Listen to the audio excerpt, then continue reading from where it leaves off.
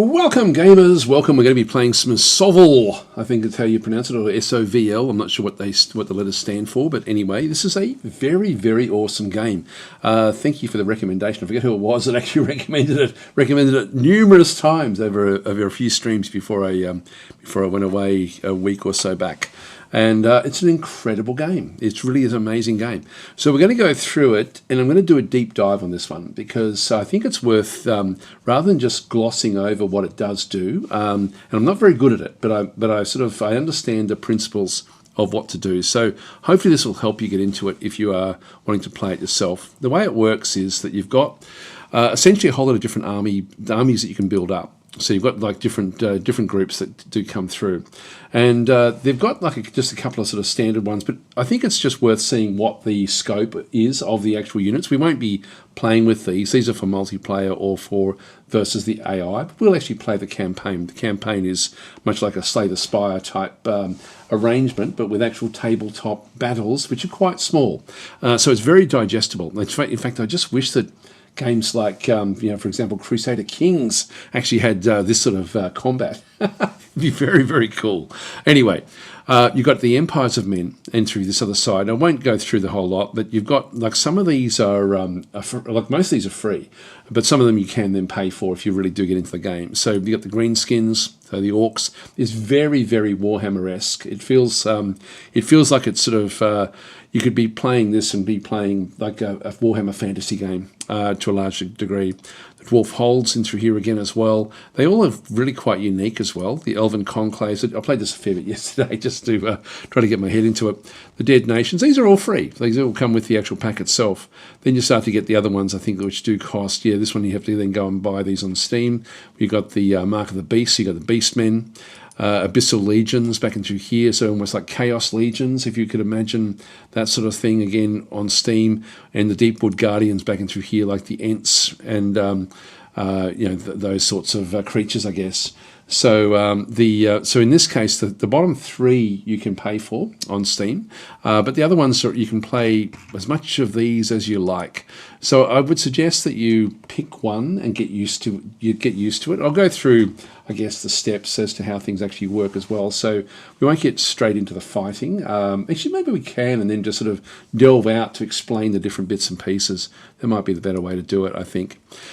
So you've got different things like settings and so on and so forth. It's pretty bare bones, really, just with the way it does work, full screen. You can have music on or off. I've turned it off. I never know with these sorts of games whether it's going to end up being a problem for me, like in terms of monetization. And then you've got this unit to icon zoom distance. I've just got it on default, but you can actually change when you start to see the tabletop elements. And I quite like the tabletop elements on most of the time, to be honest. I probably would end up going towards the far. Let's just do it that way. So that means we're going to be sort of seeing the units in the actual group rather than just the banner.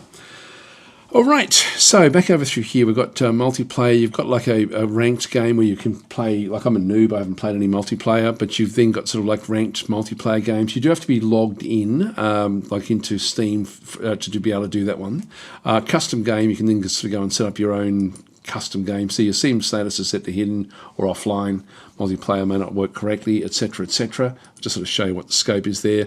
Versus AI, you can just play a single battle. So they're pretty short and sharp.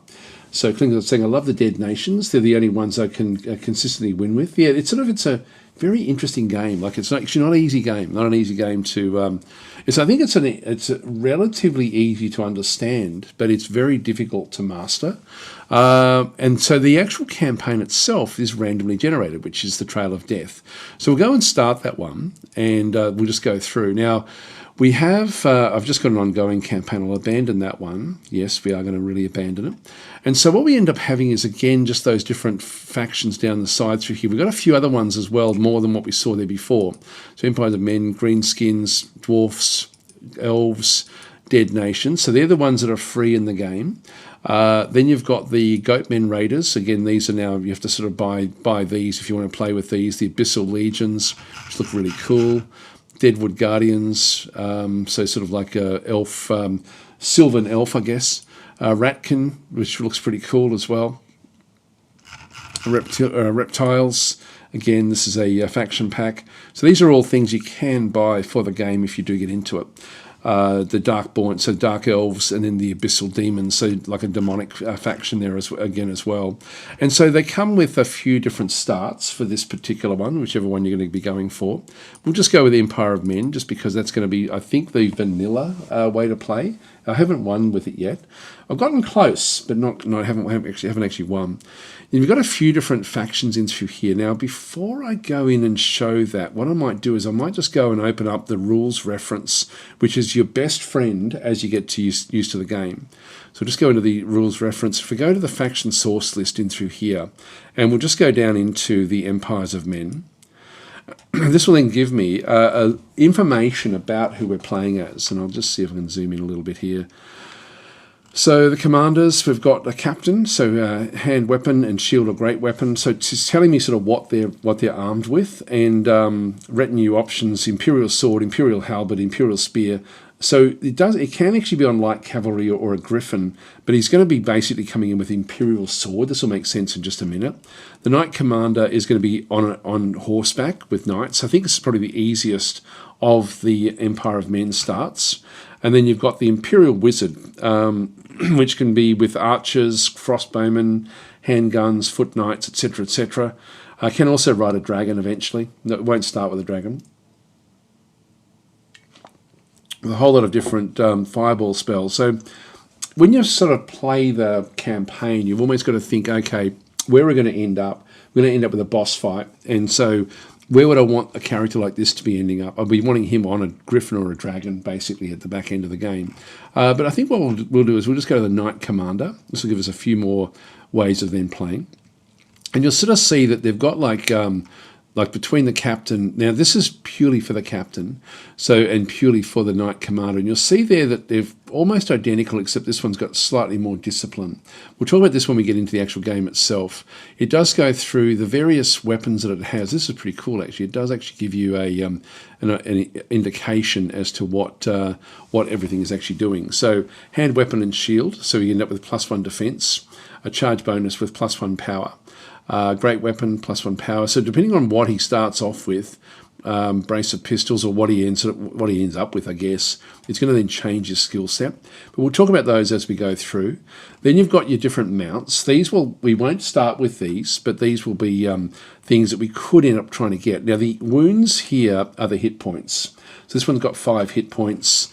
These guys have got 3 hit points each, but they only take damage if they're if their mount dies, they die, or if their unit has to die, then they've still got the 3 hit points. So if they're with a unit. The Imperial Sword is like a basic unit. We'll probably end up using this one a fair bit, I guess. So it's got a hand weapon and shield, so it's got +1 defense, and it's got a charge bonus with +1 power. It's got a magic banner, or can actually have a magic banner. And ultimately it's only got like 3 skill, 3 power, 3 defense, 1 attack per unit in the stack, 1 wound, so every unit in the stack is just got 1 hit point. So it starts off with 10, so you can see there the unit size starts at 10, but can go up to 21. It can be the ultimate size that this one actually does have. And so in this case, the wounds here are essentially 10. We're going to have like 10 hit points for the stack. And discipline is 7, which is sort of average. Foot Knights are a little bit more skillful, as you can sort of see down through here. We don't have access to these just yet. But again, only one unit there. Their defense is the same as these, but their discipline is a little bit higher, which means that they're sort of likely to stay in the fights a little bit longer. Imperial Halberd, these have got lowish skill all the way through. And why would that be the Halberd?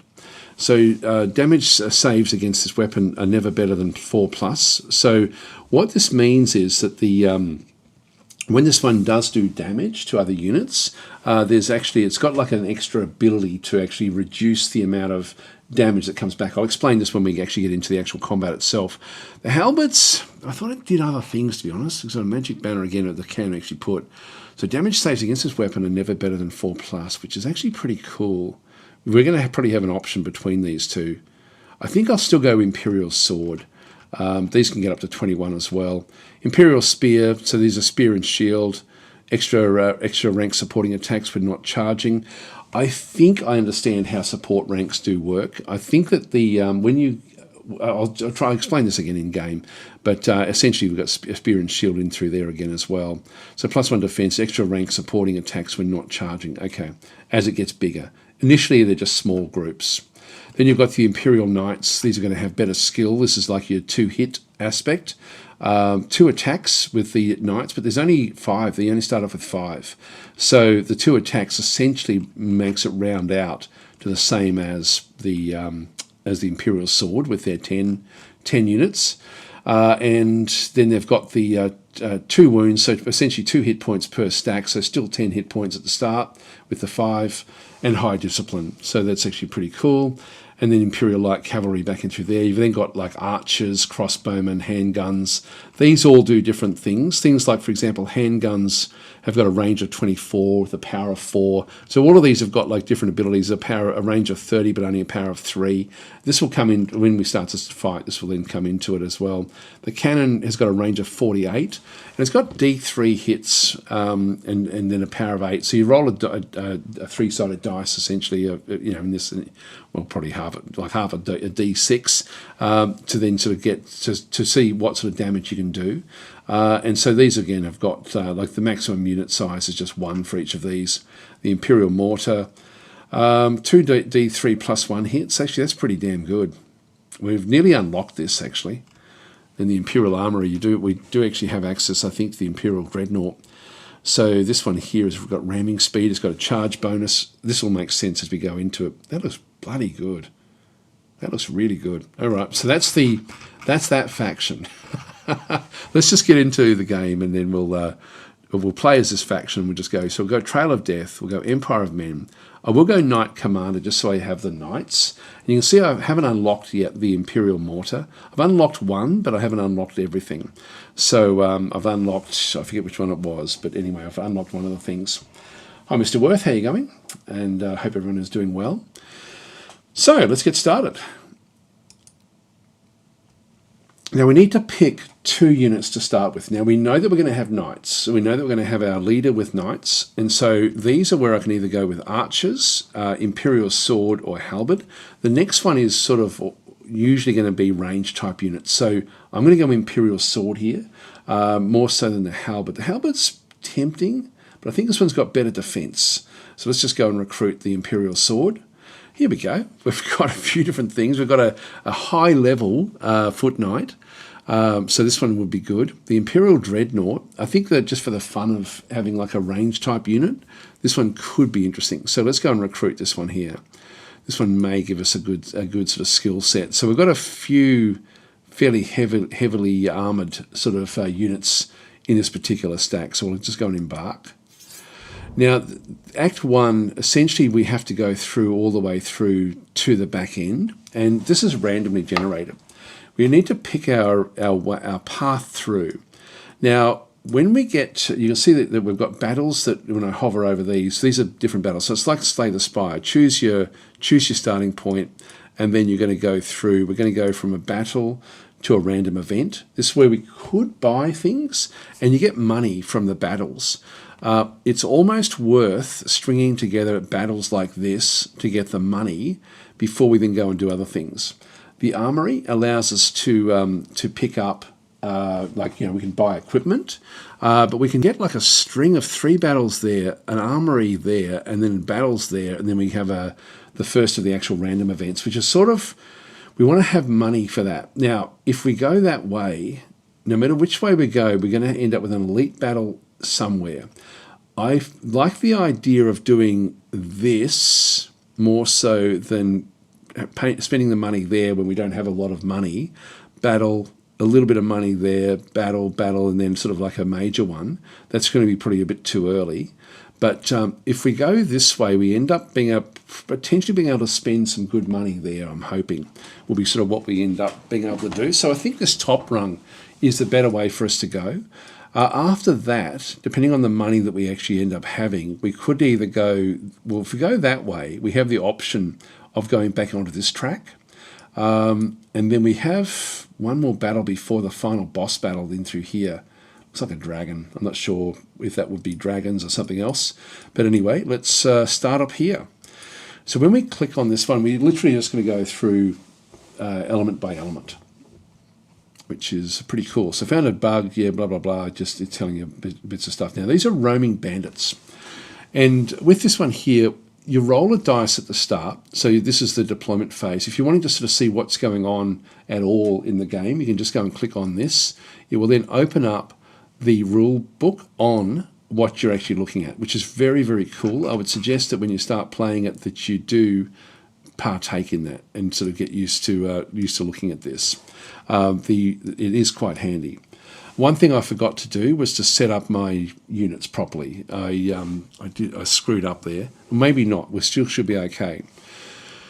The game is all about basically trying to get charges into flanks and rear of the enemy. So you need to find a way to be able to go and do that.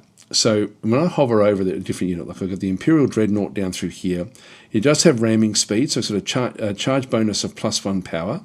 It's got steam gun, so range of 12, 2 die 3 with power 3. So it's shortish range. It's got armor plating in through here, so +1 defense but less movement speed. And it's activate for +4 movement this turn, so I can actually go to full steam. And I've also then got fearless, so ignores all penalties to discipline tests. So it's not going to be, if it takes damage, it's not going to worry it as such. So now I need to position these where I want them to have the most impact. I would like to be able to use the gun, the steam gun. And I'm thinking, like, when I hover over it, you can see there's like a little, if I'll just zoom in a little bit, this forest is difficult terrain. So we can sort of see this one is actually in the difficult terrain already. It doesn't tell you what that does, but these are just roaming brigands that we actually have up through here. So that's going to be the enemy. We do go first, so we can sort of position our units wherever we feel like them. So we've got a forest there. We've got a forest there, which is just difficult terrain. Another forest up there. So there's a cliff, which is impassable at the top. Another cliff up through there. So it's pretty open. Another cliff down this way. So these are sort of like the combat things. Now, if you're playing the tabletop game, you can then set these things up however you like. But this is what we have in through here. So I'm guessing that they're going to either come through one side or the other. I think I might put the steam, the actual steam engine back down this way a little bit. I might just flip this to the other side, and then I'll just leave these on the other side just to sort of see how things do go. So we'll see what we end up with. These are very maneuverable, so we actually do have like a long range that we can then go and move with these guys. So we're ready. Just press the spacebar. Turn 1. It plays out 10 turns. It doesn't take very long. So they've got only 2 units. And we can sort of see that if we hover into these ones in through here, we've got a group of archers, Imperial archers back down this other side, and then they've just got some Imperial swordsmen. So I have a bit of an advantage because I will be able to charge these with the knights and destroy those very, very easily. And if we hover over those, we can sort of see that these are bandit bowmen. And you'll see that they've got 3 skill, 3 power, 3 defense, 1 attack, 1 wound, and 9 discipline. And they've only got longbows. So the longbows have got a range of 30 with a power of 3. This will make sense as we sort of start to see what goes on. The Imperial sword are going to be pretty much the same as us with the hand weapon plus shield, +1 defense, charge bonus of +1 power. So they've got 4 and 9. What have we got? We've got 4 and 9. So we're identical to these units here. So our units are absolutely identical. Now, a few little tips. If you press the C key, you'll then sort of see what the charge range is, and this is what we have to try to avoid, is the charge range of different units. And so we're going to try to manipulate 2 units to take on this one, and 1 unit to go and take on this one. Now, this one may come back up to try to tackle us, but we'll see how we go. So if that's the case, we'll just start to move up. That's the danger there. If I press Shift and C, that's the ranged attack of this unit if it doesn't move. If it moves, it can still get another ranged attack. But my knights have got like a lot of defense. You can see there it's got 5 defense. So I don't think I have to worry about these. I'm just going to move these guys straight up. So we're now in the strategic phase. There's actually 3 phases: a charge phase, strategic phase, and then sort of like a I forgot what the last phase is. But anyway, if we just go and activate this one, we get to go first. So I then can move. I can either rotate and it takes up sort of like the action points. We've got 8 action points, or I can just move it up. Now, as you're moving it up, it's not going to move until I can right-click to undo the step, or I can double left-click to execute the actual move to that point. Now, if I just go and place, if I go again and press C, I'm still well outside the charge range of this unit. What I may do is go back down a little bit and just start to maneuver back over in this direction. So I'll just get it to start to sort of move up and around, because I think this one's slow moving. So we'll just go to there and double click. So that's now moved. This one's now come around and has fired at long range at us. Now the way it works through here is each of the 10 units there have fired at me. So this is actually where this is actually going through. Just let me, I've got the sound there. Okay, so the ranged attack, what they needed to do is they had a ranged attack at 5+. So they rolled, they got very, very lucky here. They had to roll 10 6-sided dice because there's 10 units that could fire at me.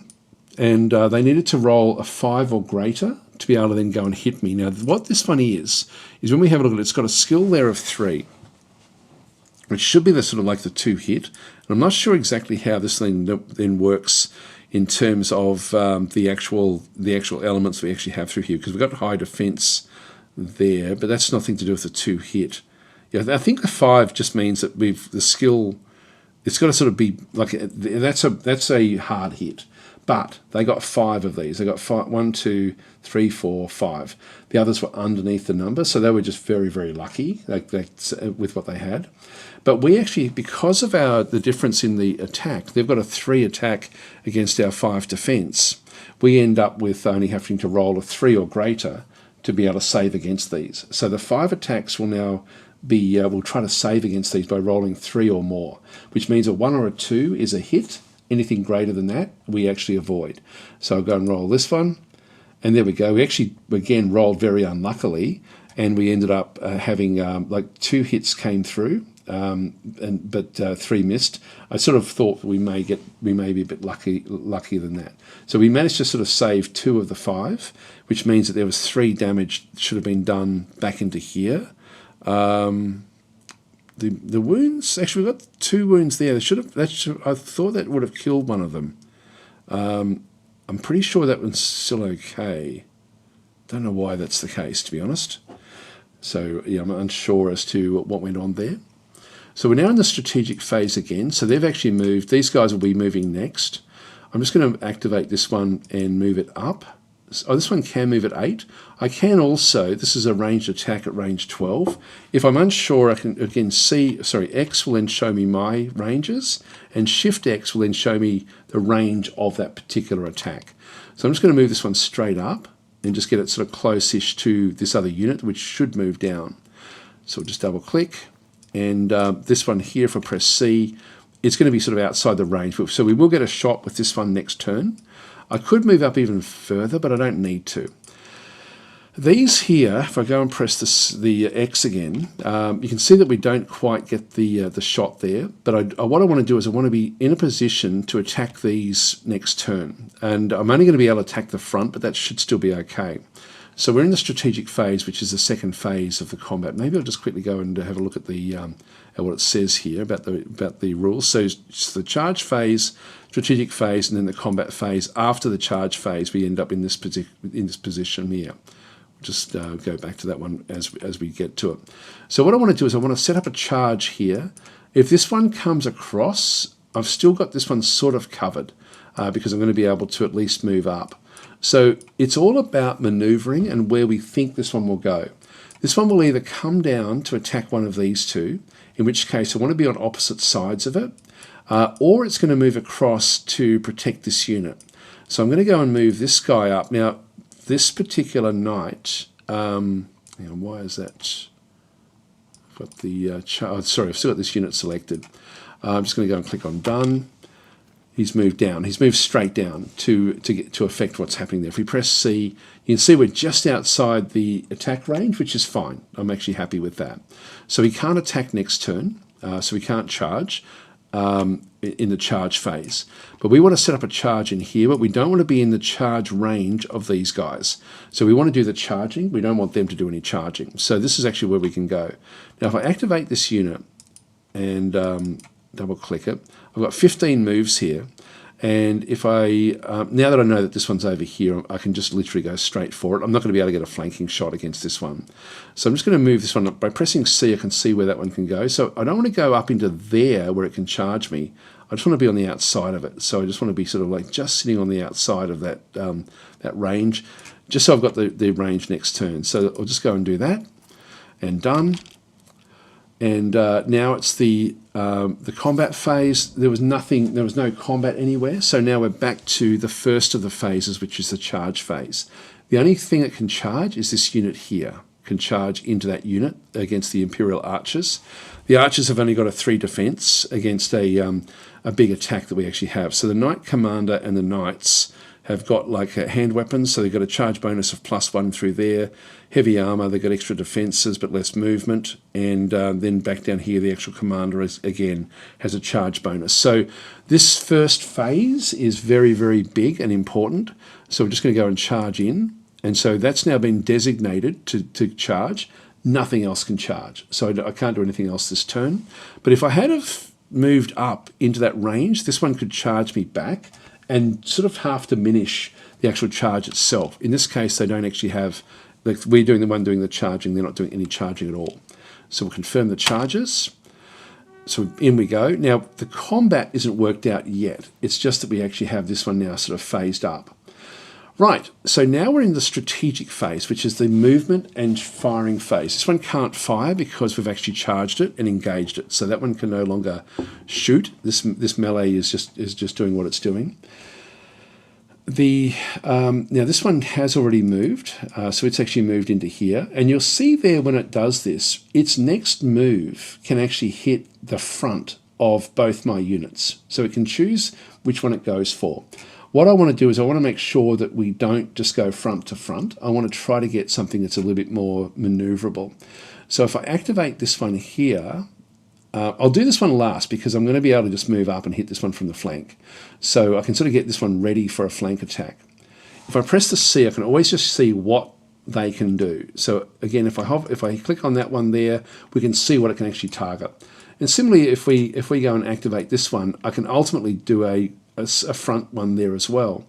But what I want to do is I want to be moving out of the way of this. Now, if I go all the way up to there, I am just out of the way, so it can't actually charge me if I go to there. If I keep that one on there, I can move this one back. If I start to rotate, if I just right click, I can just right click back to here. If I go to say there and I've got any little bit of it touching, like if I do that, they're going to charge me in the flank.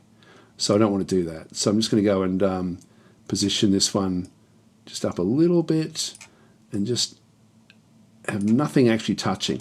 So it can't charge me there. So this one I can actually move out of the way, and that way I'm going to ultimately be able to maneuver a couple of turns. So we're going to go that way, and then we've got the next phase we have in through here. I can go and fire straight away. The steam gun, range 12, 2-day power. It doesn't matter when I do this. At the moment, like you can see there, we actually do have a big attack going in against these guys. So we actually do have them inside our field of fire. So let's just go and hit these guys initially.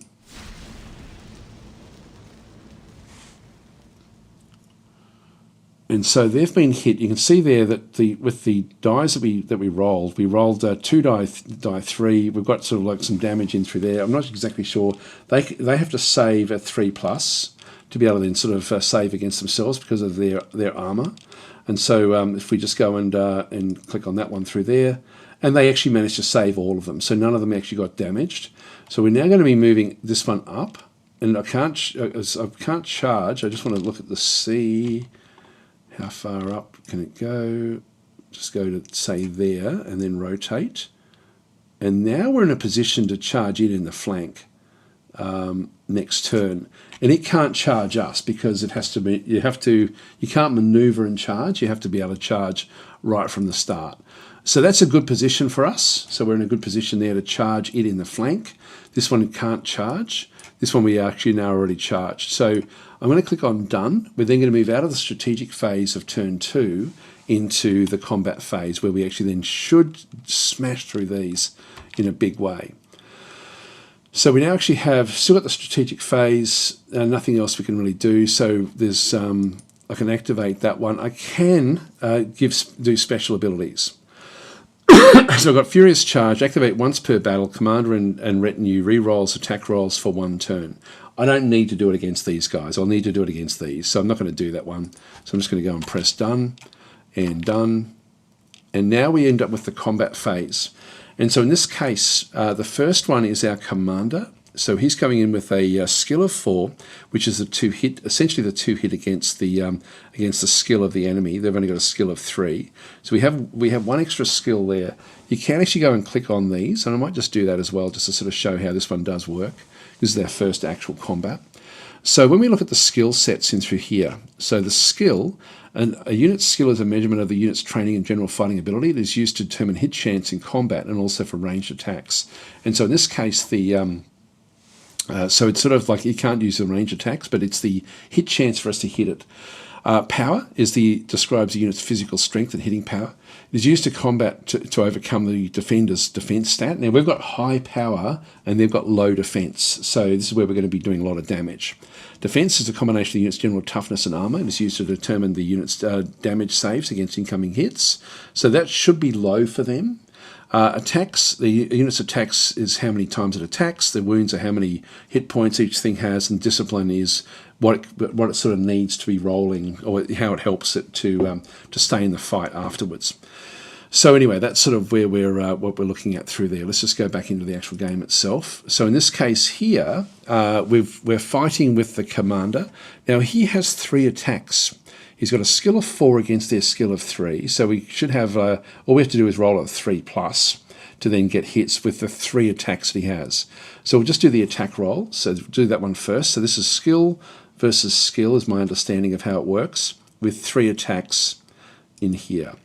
Now we actually got 2 of the rolls were above the 3+. So 1 we missed, but 2 actually hit. Now, it needs to roll to save. It needs to roll more than 5 on the 2 dice that it actually has. It's got 2 saves. If it rolls two 5+, it won't get any sort of damage. Other than that, we'll start to sort of see the units will start to disappear from the back rung here. So we'll just go and do the damage saves, and they missed in both. So we now killed 2 of their units.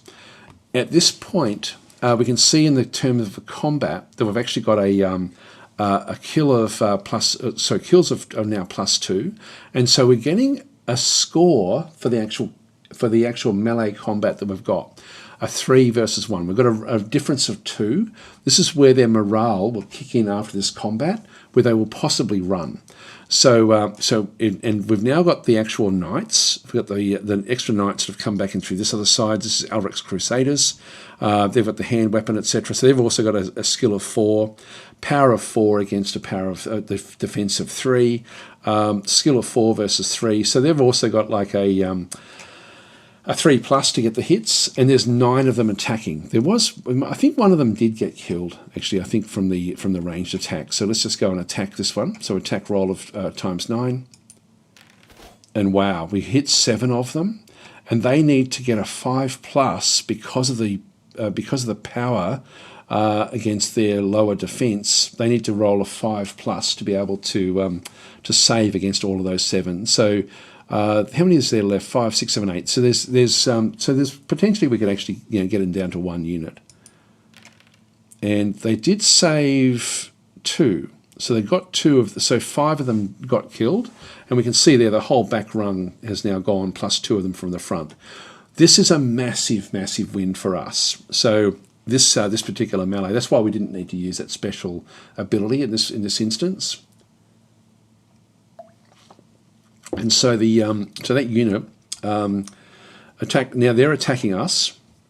Now it's sort of concurrent. They've still got the attack roll ×10, but they need to now roll a a 4 plus to get it, even just to get the hit. And then you can see our defense versus their power is so much higher as well. So even if they get hits, they're not going to do a hell of a lot of damage. Now they did manage again to get some lucky hits in 3. They got 6 of the 10 were high enough to actually get the hits.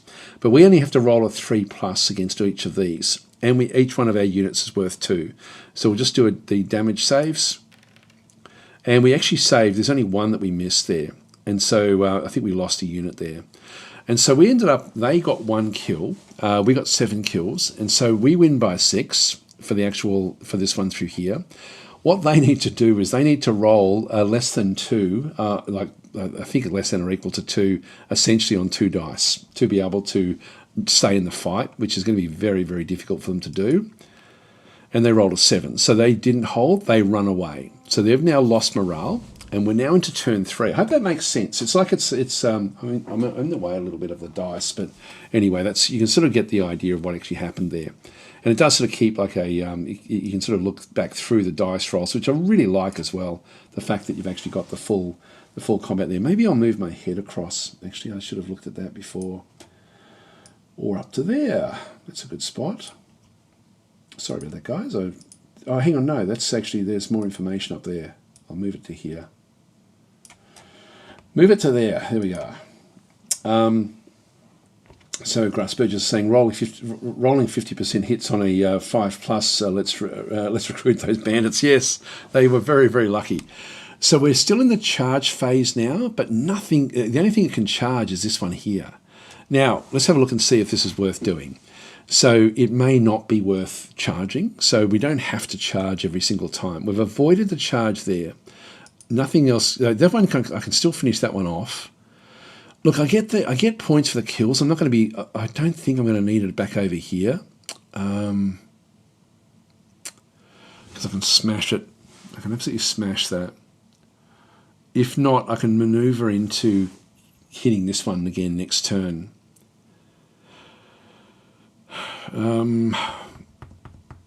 I think I'll charge it, and we can, if we wanted to, charge the flank here, so we get a flanking shot. They'll defend with 2 units, not the full 5. So we do have a big advantage there. Ramming speed. Charge, it gets +1 power. You know, we've got 8 wounds. It would sort of, if we hit it the first time, it will then sort of turn to face us. I don't think I will, you know. I think I'll just keep on avoiding it. So I'm just going to confirm the charges there. So we're going to smash that. And now we're into the strategic phase. This one is a tricky one because they can't move because we've activated them. This one gets to move, but which one do we move first? And I think I'm going to activate this one, because it's going to have to choose whichever one to actually go after. So I'm going to activate this one. I'm going to fire at it with the steam gun.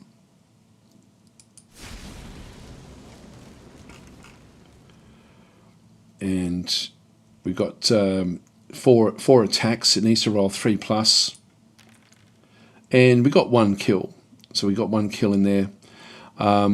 This one here, I'm going to maneuver away from this unit, just so it has to make a choice. So I'm going to move this one up.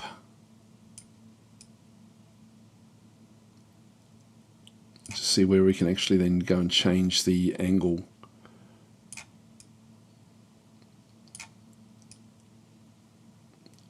And if I attack it next turn, like if I press the the X key, we do actually have more of what's going on there. So I'm just going to right click that. Nope, can't do that one. I'm going to have to just do this, I think. So if I go back and right click the whole lot, if I press the C key, I can always just see what they're doing. And if I can move this thing and rotate just a little bit up. So I want to get in behind this one. Not going to quite do it.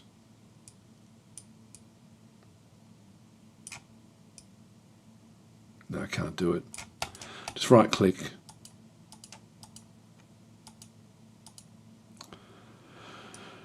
So we'll move up this way. And I do get I can still charge their next turn if they don't move off. But they may move. I'm not sure where they'll go to. Let's just double click that one. It's turned to attack us next turn. I should be able to avoid this one and then do a rear attack here. Now, even if they charge me, and I do a rear attack, it stops the charge going in. So I don't have to, I can avoid it when the charges do go through. The trouble will be is that we close and we won't be able to use the ability of this one. So I'm going to activate this one now, and we're just going to rotate this one around because we're going to get a rear attack against this guy. I'm just going to move right up in close there. So he can't do much there. So we actually just have essentially an absolute rear attack against him next turn, which is going to be devastating for him. So we'll just go and click on done for that one. And strategic phase, well, I've got units, so I can activate this one and still activate this, which is why it's sort of saying, do you want to do it? No, I don't want to do that. We're now into the combat phase. The rear gives me a +1 on the actual attack. So again, I've got big attacks going in here. I've got one hit there. Damage has to be 5+. It did manage to save itself, but then we actually have the big attack going in. So, God, I'm in the wrong spot again. Sorry, guys. I'm going to have to figure out where I can place where I'm maybe on the left-hand side. There's nowhere really good, is there? Maybe there? Don't think that's going to help either. I'll try in here. See if that works. Okay, so we'll lock that one in. Okay, so anyway, this one here, we've got the attack rollers come in. We've got 7 of the 8 have gone. We only had to get a 3+. It needs to save by rolling a 5+ here, and it didn't. So they've all been killed, so it's been completely wiped out. The enemy morale is wavering. When we hit them in the flank, now we're now into the actual charge phase, where it hasn't actually attacked us there, which is interesting. I will hit this one in the rear. So let's just go and actually have a look. When we look at the actual units in through this other side, they're still facing the wrong way. So we can actually just go and charge them in the rear, which is going to give us a big bonus. And I won't charge this one. This one's a frontal attack. So I'll just confirm the charges.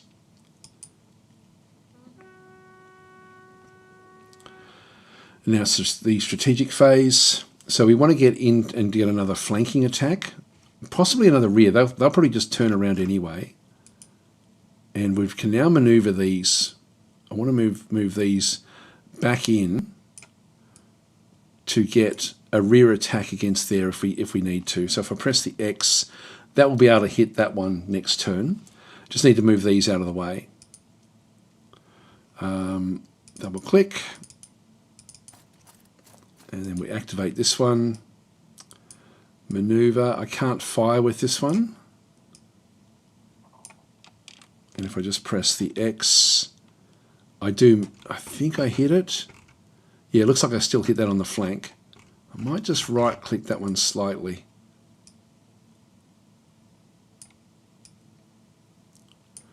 Let's just do that.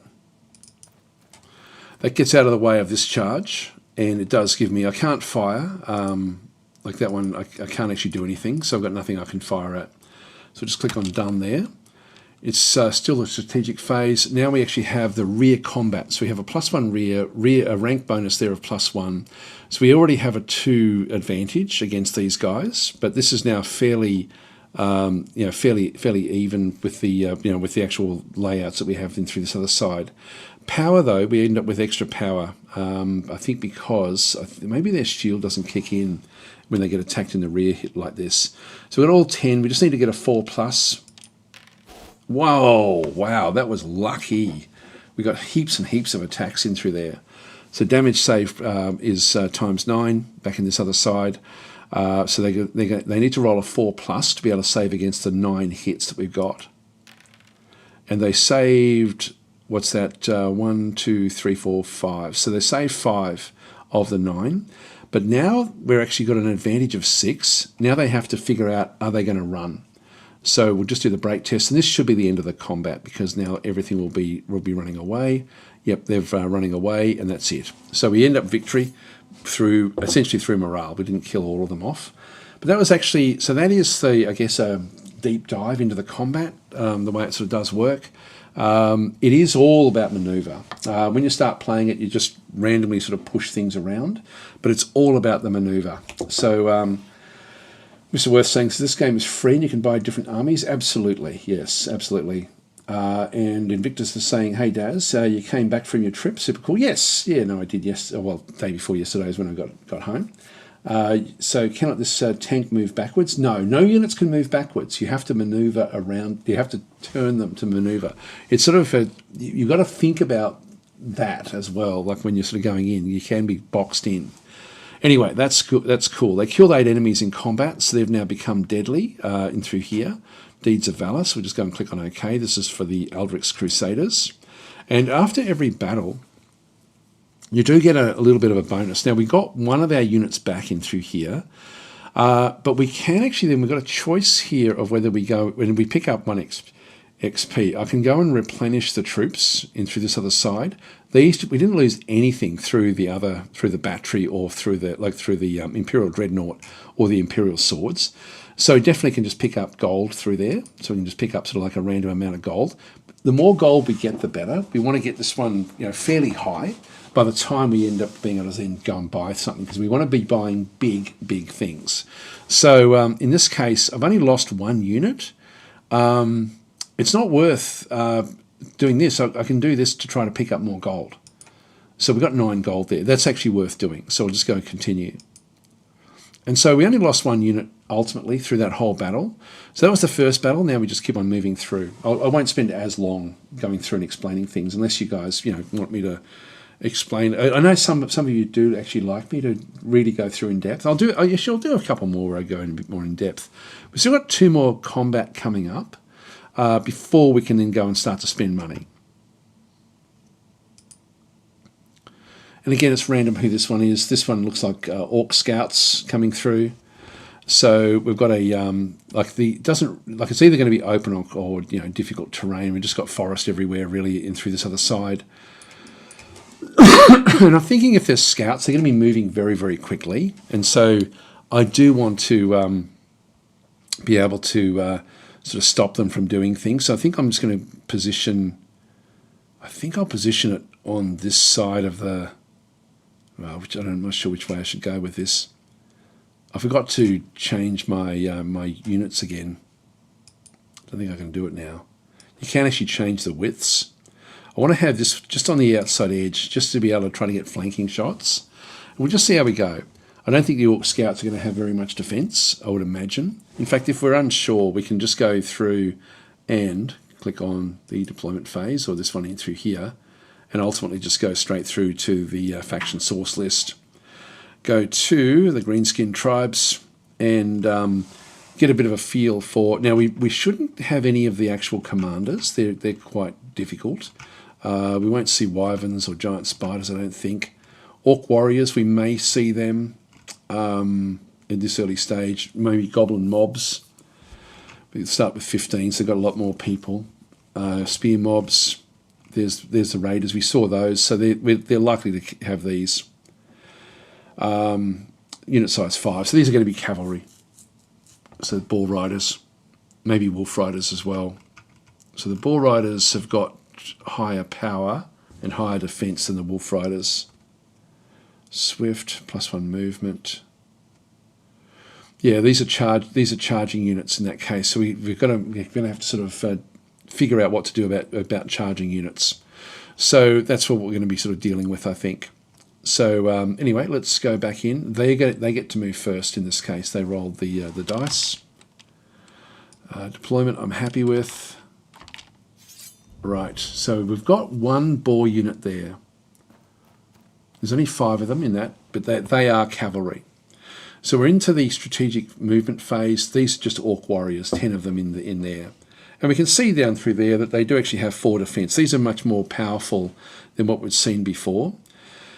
In this case, if I just go and press the X, or Shift X, I can then see that I could actually move this one up and fire at this thing if I need to, which I have to then maneuver around the outside of this one.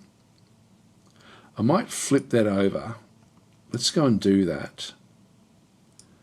I want to avoid those.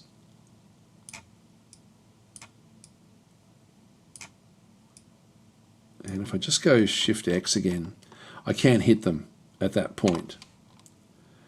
In that case, we'll just move it back a little bit.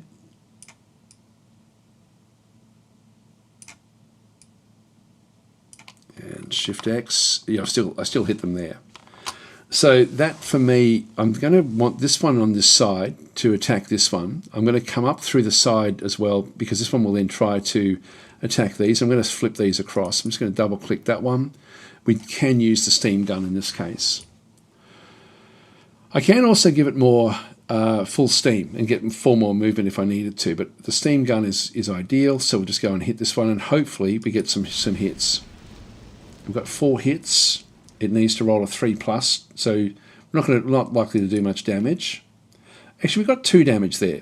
So 2 of its units have been hit, so it's actually now coming back through.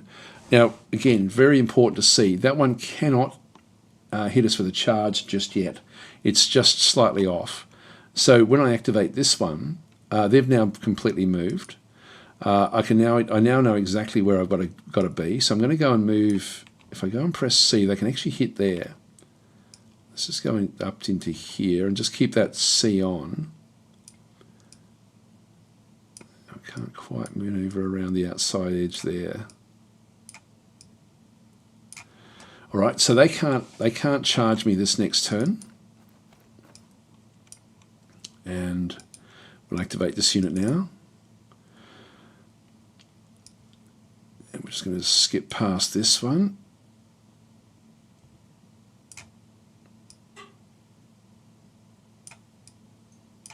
And if we press X, depending on where they go to, I might see if I can actually get that a little bit narrower.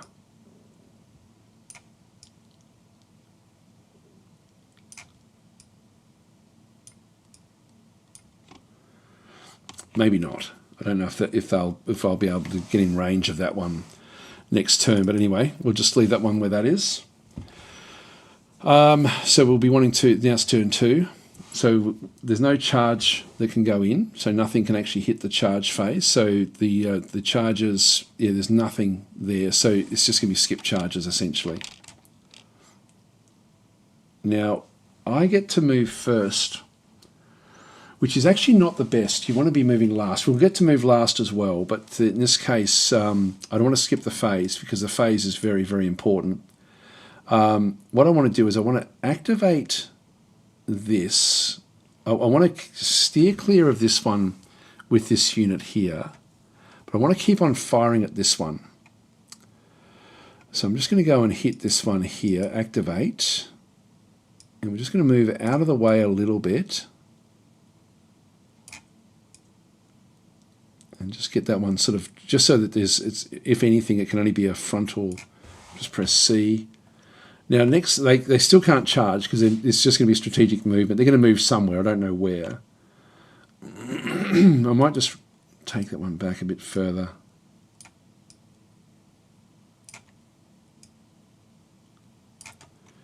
And Shift X, I can still hit this one. And so if I just press X, that's the charge range. So we'll leave that one there, and then we'll fire again with the steam gun. And we got 5 hits this time.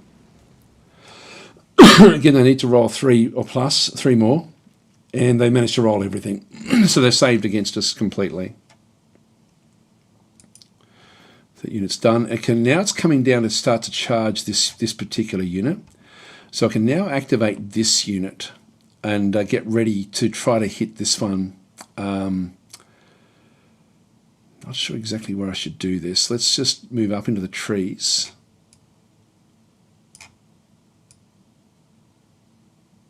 And we'll just press X. If I hit that one where that is, I hit it in the flank, and I do get a shot at it. So I can charge from there into the flank. That will stop it from charging into here when the charge does hit. So I will actually go and do that. And we'll just go and click on Done.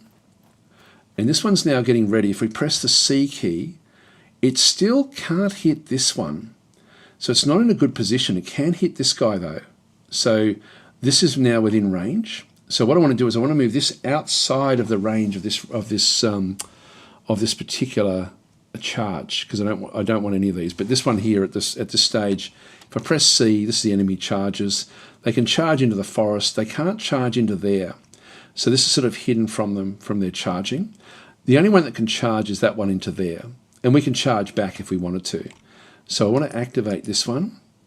I'm going to rotate. I'll just compress the C key the whole time and just see what we're dealing with. Again, I've got to make sure I don't touch any of that. That's good enough. Done. Now charge phase, turn 3. Let's have a quick drink.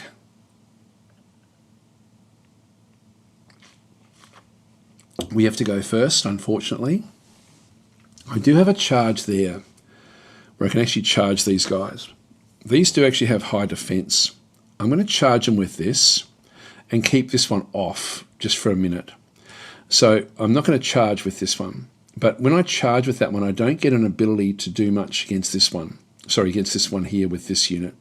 So I am going to go and charge from there to there in the flank, which is going to give me advantages. So we are going to be charging across. They will come back as well. They're going to confirm the charge. In fact, they've done that. I can stop that. So they're going to actually meet the charge. I should have checked to see. In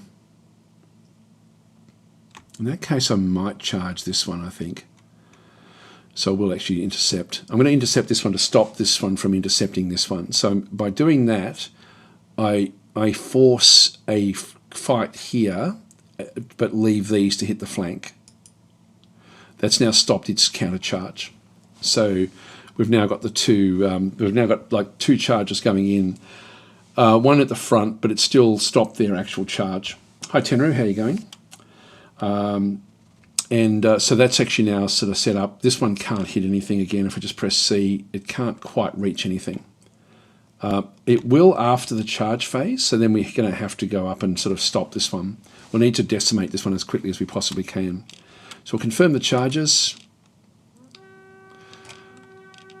Now we've slightly in the trees there. This one's getting ready to charge again. So we've got, we need to, now this is the strategic phase.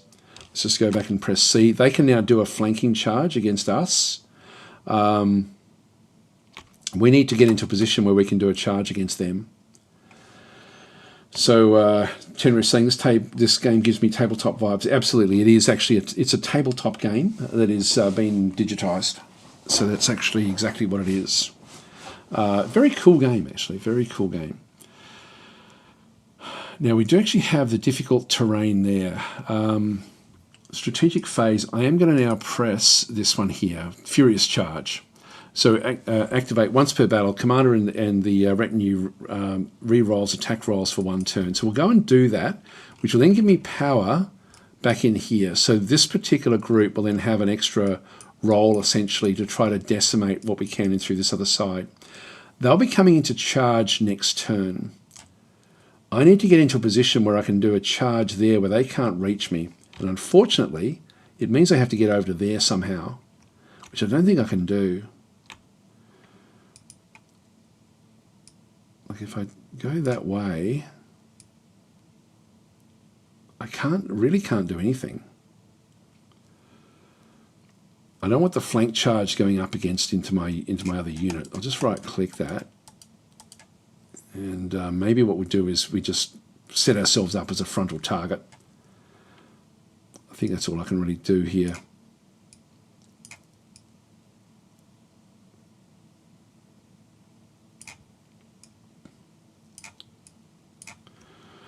So we're closer, meaning that we can then do a front charge against these ball riders, but they have an advantage with charging.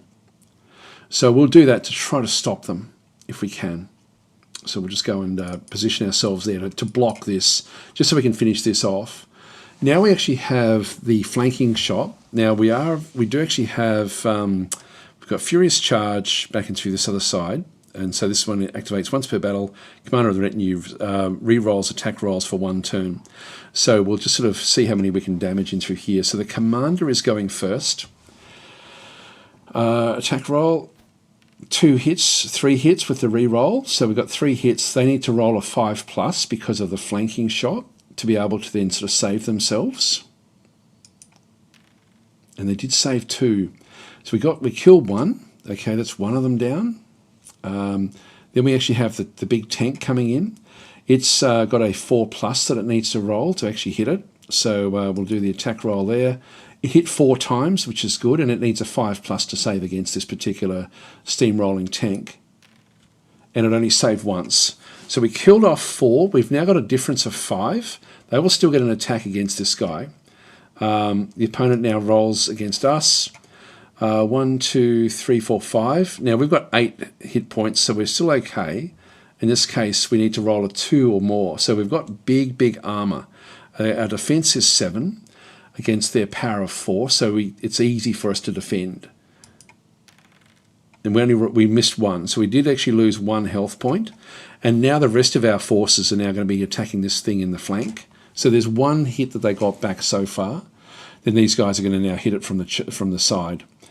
So we just need to roll 3+ on these.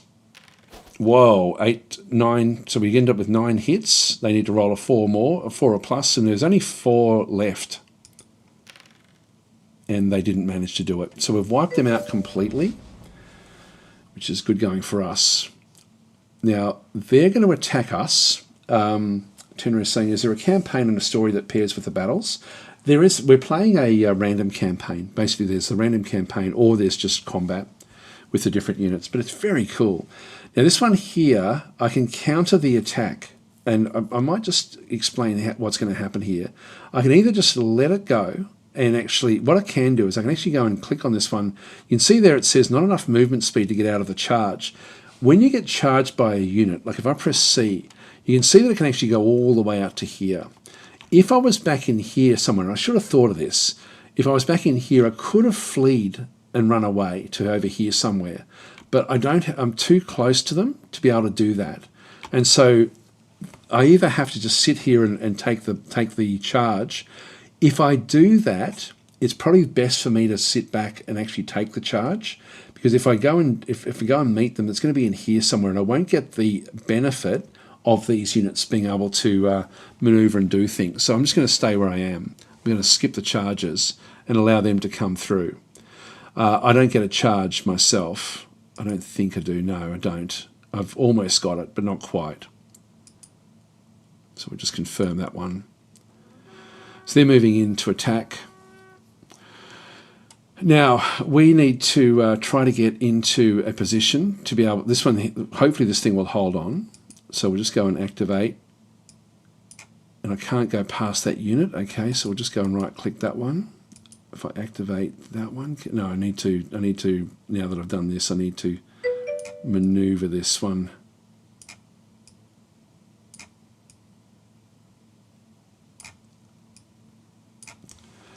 And if I press X, I do get a flanking shot there.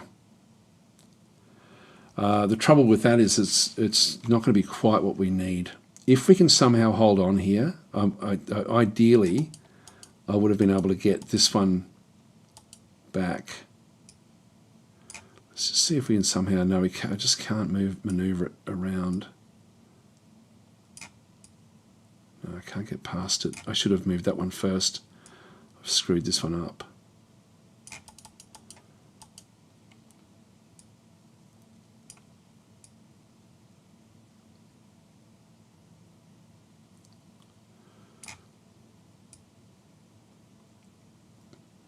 Look, if I just press X again, I do actually have the shot. I just don't have enough. And then this one here, I'm going to activate this one. I can't fire with that because they're now sort of engaged. So we'll actually do this ability to just get extra steam power. And so we will be hitting this one in the flank. Let's go and get this one up to 12.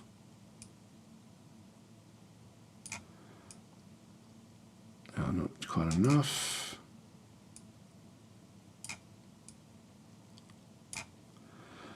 Not enough.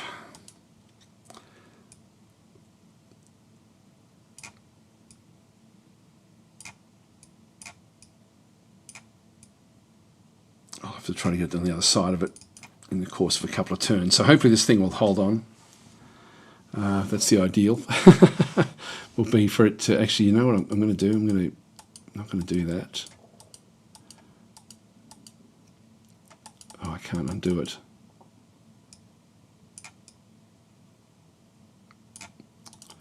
All right, I'll just leave it where it is. I double clicked.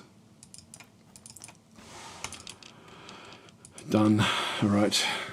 So we're now into so this is actually the Imperial. So we're doing a +1 here against them. But you can see there, their power is very, very high. Their defense is high. So we're not going to do well here.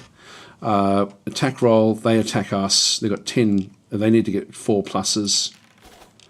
And they got 5 of them. And then we need to save with a 5+. So this is not going to go well for us. We lost 3 units. So they've already got an advantage here of 3. We then do an attack roll here where we need to get 4 pluses. And we got 5 again, that's just not too bad. And they need to roll a 3+ because of the extra defense that they've got. Oh, that's not too bad. Okay, they rolled 2.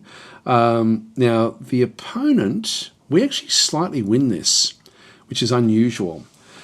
So they're actually, if we can rout them here, they need to roll less than a 6 to be able to stay in the fight. So this is going to be a poor morale. They actually ended up with they do have poor morale over through here. So we'll do the break test. And we did win that one by 1. And they rolled a 5. So they do actually hold in the fight. That's actually okay. It's now turn 5 with a charge bonus. So we now do have a flanking charge here. So I'm going to go and grab this unit and do this flanking charge. That's all we can do. So we've now hit them in the flank. That's going to be very, very helpful. It's now the strategic phase. We're going to activate this one and move it out of the way.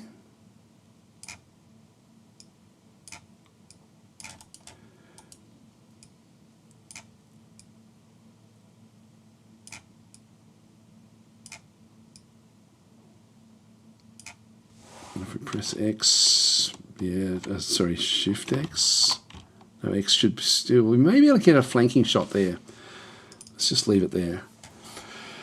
All right, so they've lost 1 unit, but we now have this one coming in the side. So that's all we can really do there. Activate the unit. So our commander hits 3 times. Just needs a 3+. Only got 1 hit. They need to roll a 4+ to save, and they did. So they didn't take any damage there. Then they're hitting us again, and back in through here. They rolled 3. We just need to roll a 4+, and we did with 2 of them. So we took 1 damage. We hit back. We hit them with 2. They need to roll a 3+ to save, which they did. So they took still no damage. But now we have our Crusaders hitting, where we have 10 rolls because each of the knights attacks with 2, and and I think it's the frontage as well. Like we've sort of got like we've got essentially 5. Even though we've got 6 units, there's 5 that are hitting this one, and we just need to get a 3+. And we've got 8. This is a big one. They need to roll a 3+ to defend. They've saved 6, which means that they lost 1 unit because there's 2 hits per unit, which means we still win by a slight amount. They need to now roll a 5. And they rolled a 7, which means they're going to run away, and that should be the end of it. There's victory. So so that's another combat win to us, which is great. So everyone gets a little bit of health back, which is good. We have some level ups. So now we've got Enraged Hamster is saying to play the base game, provide loop. You don't need the DLCs. No, I don't have any of the DLCs. I'm literally just playing the base game. Yeah, so to play the comp mode, you definitely need them. Oh, okay. Yeah, I'm not sure about that. I haven't tried that one. Velasar is saying, is it Warhammer Fantasy or something else? It's not Warhammer, but it's very Warhammer-esque. It feels like a Warhammer Fantasy. Like these look like, you know, the well, it's got Aldrich there. I mean, what's the Emperor's name? Is it Emperor Aldrich? It's not Warhammer, but it's God, what's his name? I forget the Emperor's name. I'm just going to grab myself a drink of water. Be right back.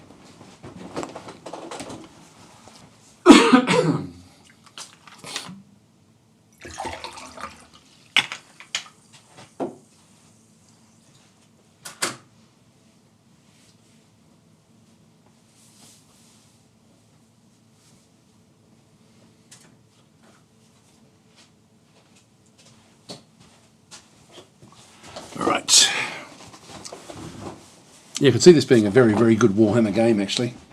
Is there a Dwarven faction? Yes, and that's free. The Dwarves are free. So we've got 2 level ups. The Imperial Sword and the Imperial Dreadnought both leveled up. The Knights didn't level up. These are only XP out of 2, so we'll do the level up in through here. We now get to choose what they have. Now, ideally what we want was to get more units, but we didn't actually get that one. That's the 2 hit, that's the damage. This is actually how many we sort of then get back at the end of the fight. I might go skill, and these are not great. So we'll just go in that one. Click on OK, and then we'll level this one up as well. So this one here, it's only got the 1 unit anyway, so we can pick up base unit replenishment. +1 attack is a good one. Increased discipline. Let's go with the attack. Discipline we don't need on this one because it's actually got it is fearless, so it ignores all penalties to discipline tests. So it just won't matter. The +1 attack is a good one for us. Click on OK, and so in this case, again we can sort of see that this one is fine. So we'll just get money there. We've only got 7 left of the infantry. Only 1 behind in that. I think we hold on and just keep on getting more gold. In both instances, definitely in that instance. So another 10 gold there. I think we just do this again as well. And it's going to make the next fight a little bit more difficult. Yes, we lost 3 ultimately in the end.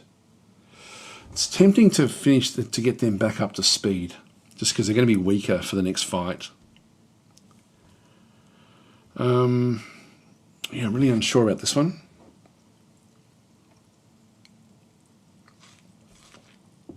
I might replenish them, I think. I'm going to regret it. I'm going to just not quite enough gold, but we did pick up a good amount of gold there. So we're back up to full strength there. We're still 1 behind there with Aldrich's Crusaders. Continue. So we're going to now a 3rd fight. So we're going with the 3 fights to pick up the gold. We're over 300 gold, which is what we want. So we do want the gold. Enraged Hamster is saying it's definitely Warhammer adjacent with Dark Elves, Britannia faction, Beastmen, Chaos, etc. Britannia is there is actually a Britannia faction. There is actually. What's it called? I forget what it's called, but yeah, it's one of the paid ones.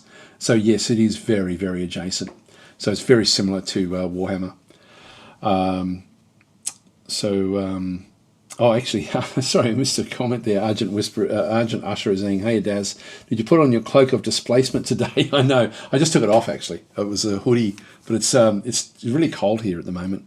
So I wore it at the start, but then I just was feeling a bit hot. So I thought, I'll take it off.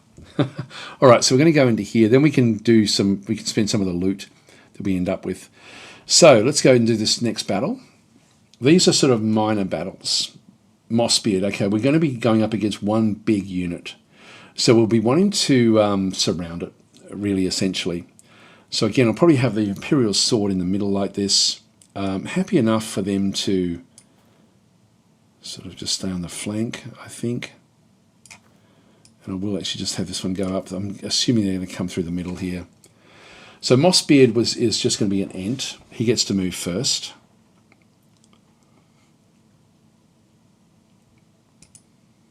There he is. So Treant Elder, so he's got 8 hit points. And again, if we have a look and see, if I press C, that's his attack range. If I press X or Shift X, that's what I can do here. If I go and I want to steer clear of this, but I want to get close enough to hit it with this. So I'm going to activate that one. Press C on this one all the way through, and just stay slightly off. Yeah, I can hit him here.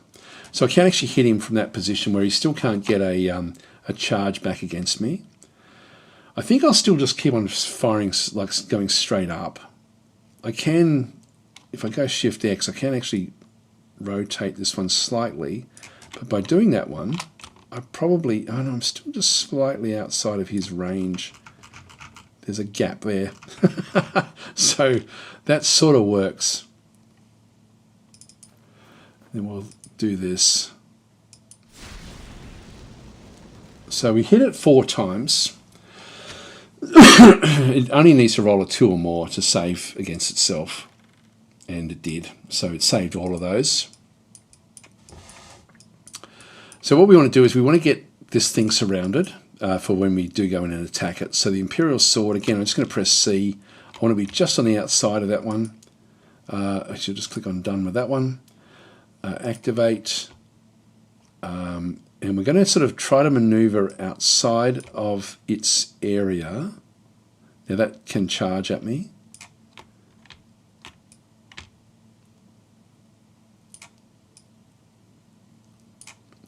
Just see what it gets up to. Actually, I might just right click and just maneuver that one, just so I can maneuver a bit further around. Double click, done. And this one here, I'm just going to activate and move all the way up.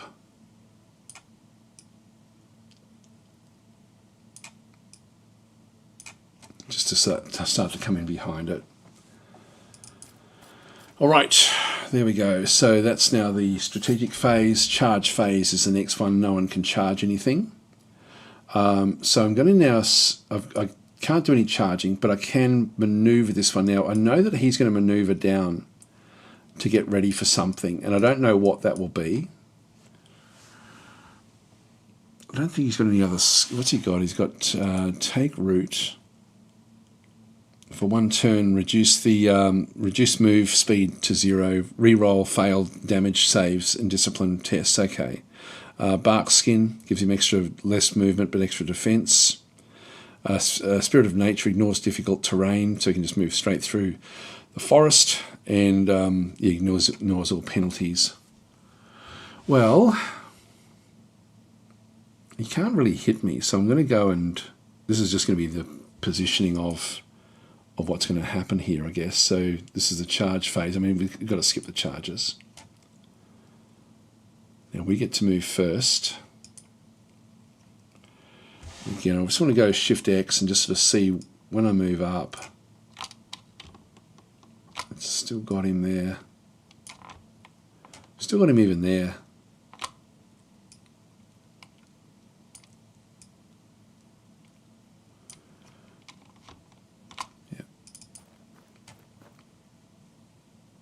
Come on, do some damage this time, please. These are very hard to hit. Did 5 damage now with the range, and he still has to it's only a 1 that's going to do any damage here. And nothing. Yep, so no damage at all. He's now just turned. So we're going to be able to get a flanking attack and a rear attack next turn. If we press X, I've already almost got what I need here. Yeah, you can see that's a rear attack against him. So that's actually fine where we are. So that will then stop this attack going in, which I think I'll do that initially. So we'll go and end up there, and then the charge bonus. Oh, hang on, this is strategic phase. Sorry, it was in the strategic phase in through here. And what I want to do here is actually just get this one so that we end up with a flanking shot. And again, that's now going to hit this one on the flank. So I've got one that will hit the back, one will hit the flank, and this one I don't even have to go in with. So let's just go and move into there. Double click. So we're in good position around him now. But he'll be able to survive a lot. It's now turn 3 with the charge phase. Now it's his turn first. Now I can charge from the front. I want to hit him in the rear to start with. This one may be too wide to do a charge, but let's just go and hit this one because that's what these are built for. And I'm going to hit this one in the flank as well. And then he can't move because, so if we hit him in either the flank or the rear, he can't charge against this other one. And I'm not going to charge this one until he turns. So we'll confirm the charges. There we go, that's good. Now, he has, I think he cast that root, I think. He activates take root. So he's going to have more defense this turn. Now, this is the strategic phase. Now, all I can do is maneuver. So I'm going to activate this one. I'm going to move up. And just see what happens with X there. I still in the front. I'm still hitting it in the front.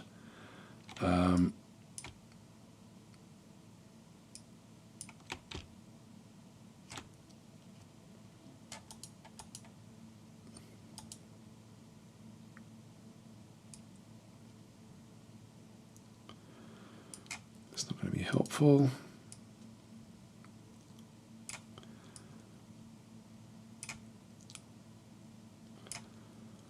That gets me a side attack.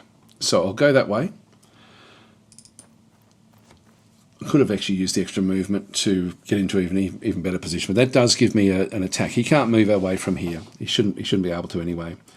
So this is the strategic phase. So we've now, all we've done in there, I can just click on done for that unit. And in this one, I am going to activate my special Furious Charge, just to try to break through this defense if we can.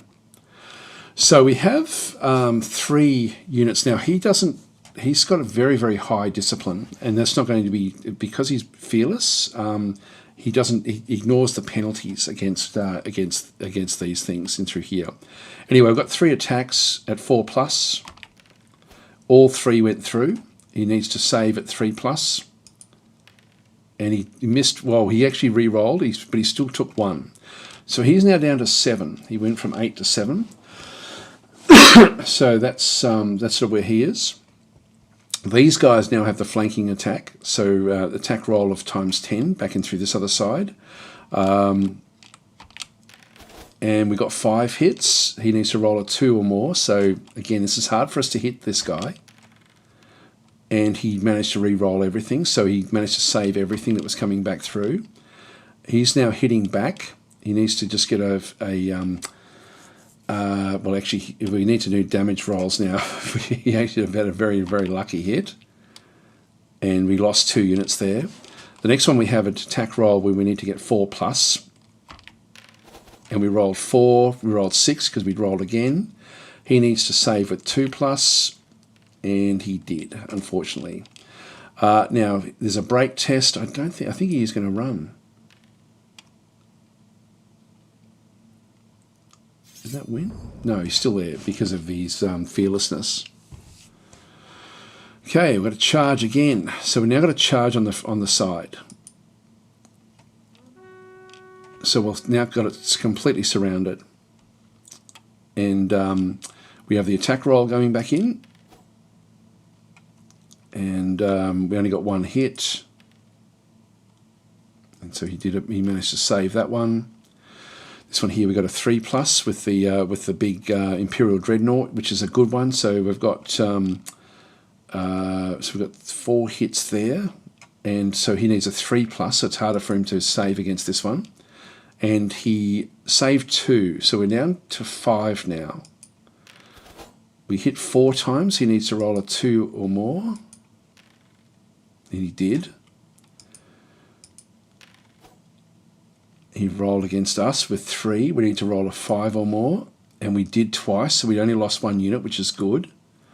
We're still doing good damage up and through here. big attacks, 5 attacks there. He needs to roll 2 or more. You know, I should have done my extra attack. We only got through 1. Break test in through here is not going to do anything. Oh, actually, that's not. Yeah, there we go. We got him in the end. Victory. So we actually managed to kill him. So that was good. We didn't lose that many with that one through there. Yeah, so Argent Usher is saying SOVL also has an Android version. Unfortunately, the DLC is not cross-buy, like Steam and Android. That's a shame.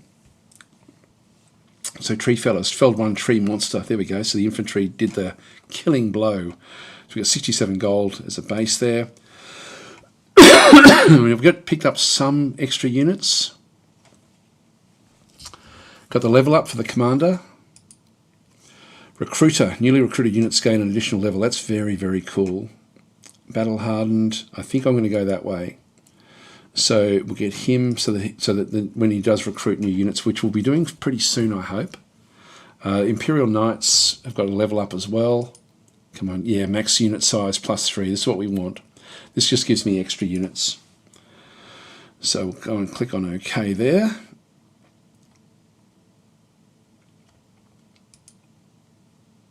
So we've got 6 of 10.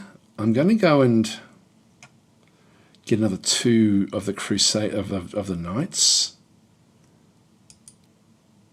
Yeah, we're up to 8 now, and then we'll just get more gold in here. Continue. So we're now up to over 400. And so now we've just got to, we don't know what these fights are going to be, so there's no point really, we can go whichever way. So I'll just go into here. We've got blacksmith in both shops. These are essentially going to be a bit of a random thing. I want to try to have about 300 for this one. So I don't want to spend too much in here, but I will actually see what we can do. So we'll just go back into the armory. Here we go. We can buy a griffin for 200. I can buy more of these as well. The 230 isn't bad for the crossbowmen. These are cheap as well, these Imperial halberds. These would be useful again. Against those big monster units, this would be awesome. Hi, Skedek, how are you going? We can also then get equipment back down through here. Now, what's Relentless? +1 attack for the commander. So it gives me 4 rather than 3. +1 power. +1 power, charge bonus of +1. That's cheap.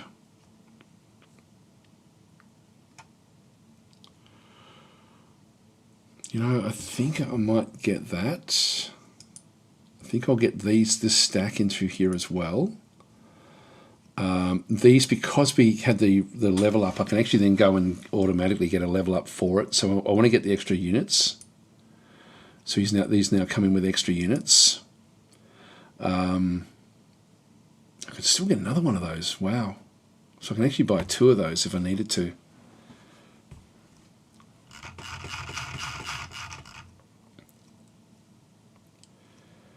+1 movement, +1 defense there with heavy armor. I mean, it's to get another unit like this. Do we want to wait until we get to the next element? I've got 200 there. I'll probably be able to pick up about 400 in the next one.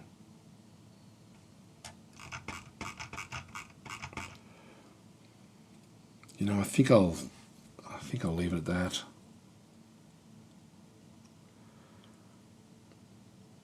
I'll get that as well. So I can still afford another one of these if I wanted to.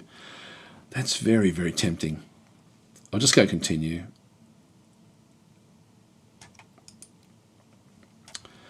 So we now have to do this fight.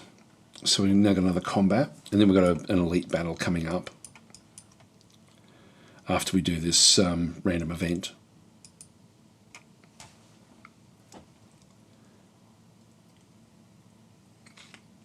More Orc Raiders. Oh, I keep on forgetting to change the layout of my units. I mean, it's not too bad. It's still 5 wide. These Imperial Swords are struggling a little bit. These have got capable of 15, so we'll actually sort of probably have to spend a bit of money this next turn getting things sort of working. I'm going to move the Knight Commanders to come sweeping up around the side of this. We'll keep these on this side, keep these on this side, and put this in the middle.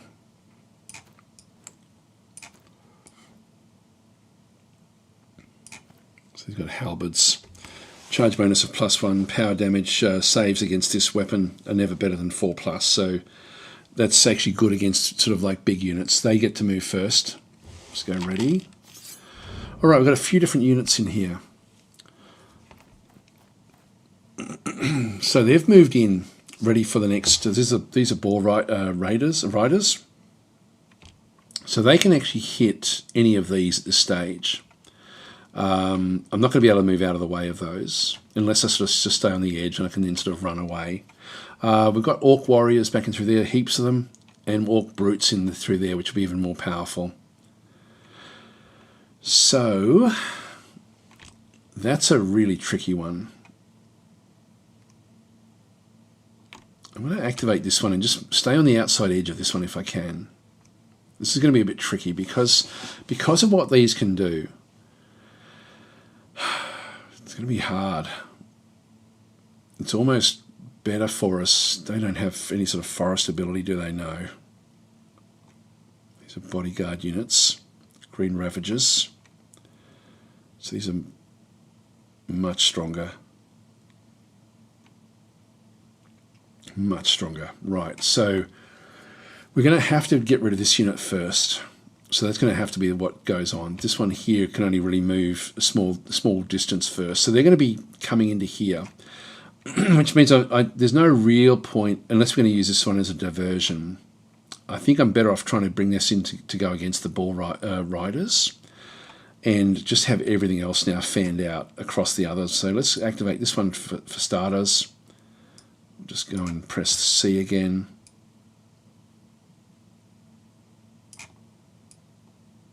And just stay back. Done. Again, they can't really reach us. I don't think that one, even if that one comes down, I don't think it can still hit this one over here. These are now in each other's way. Would have liked to have gotten a shot with this one, but I'm not going to be able to, because I have to be over here somewhere for that to happen. So what I will do is I'll move this one down.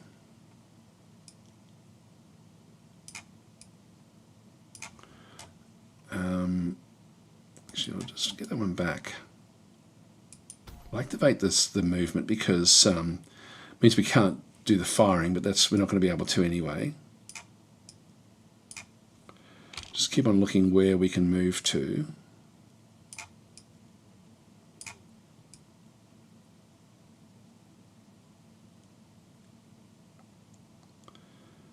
It's still got me a little bit of a gap there. Alright, so that one's okay. Activate. Now the halberdiers could probably stand in the fight a little bit, but it's still going to be, I'm going to avoid it.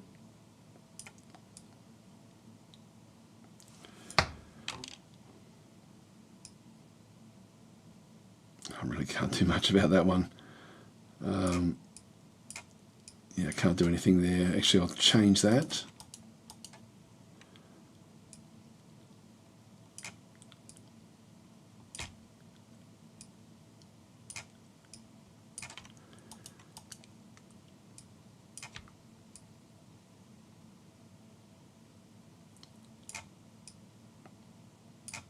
Still not good enough. Very finicky.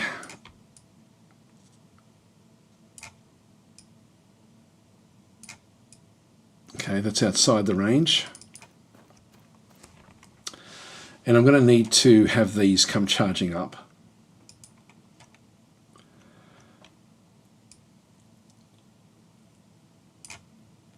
I may have to do a frontal charge with these.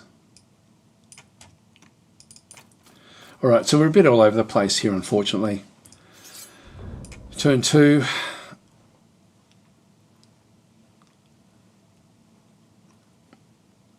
Now, they get to... There's no charges, so no one can actually charge. I'll just make sure. Yeah, everything is outside of the edge with the charging, so there's no charging anywhere. So just skip the charges, which means we're now into strategic phase. Now, we actually end up with a an activation turn here. I'm going to be maneuvering around to try to hit this thing with a couple of different units. So let's just go and hit this one. Well, we need to move this one up. Shift X. There we go, we get the hit. So I'll move that one there. and then do the ranged attack there.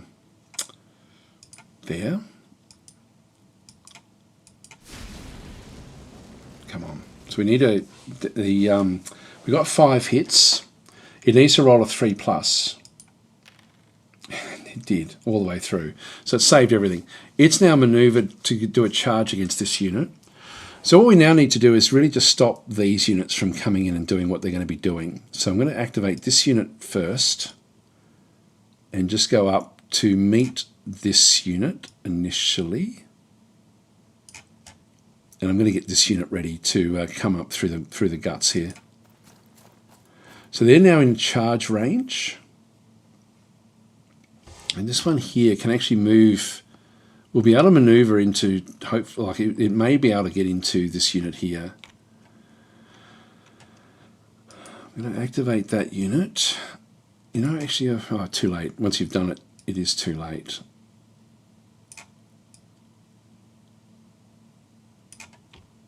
It's still hitting the front. That's not. Okay, that gives me 2 attacks from in there. Now that's going to be coming in and hitting that one, so that will stop this one from firing. Which means that I've then got I'm attacking one there. So the only one I've really got is what do we need to be killing off with this unit? Now I could either try to get back in to do a flanking shot there, or I can take it over this other side. So I'm going to move it this way.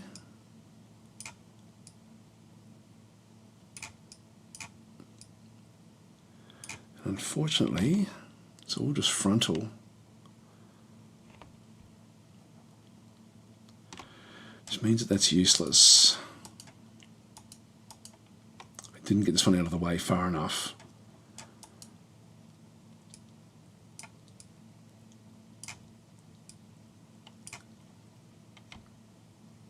Yeah, I can do that. That will then stop this. I can hit this one in the flank. So I'll do that. That means this is exposed. These 2 can then hit this one. So charge phase. There.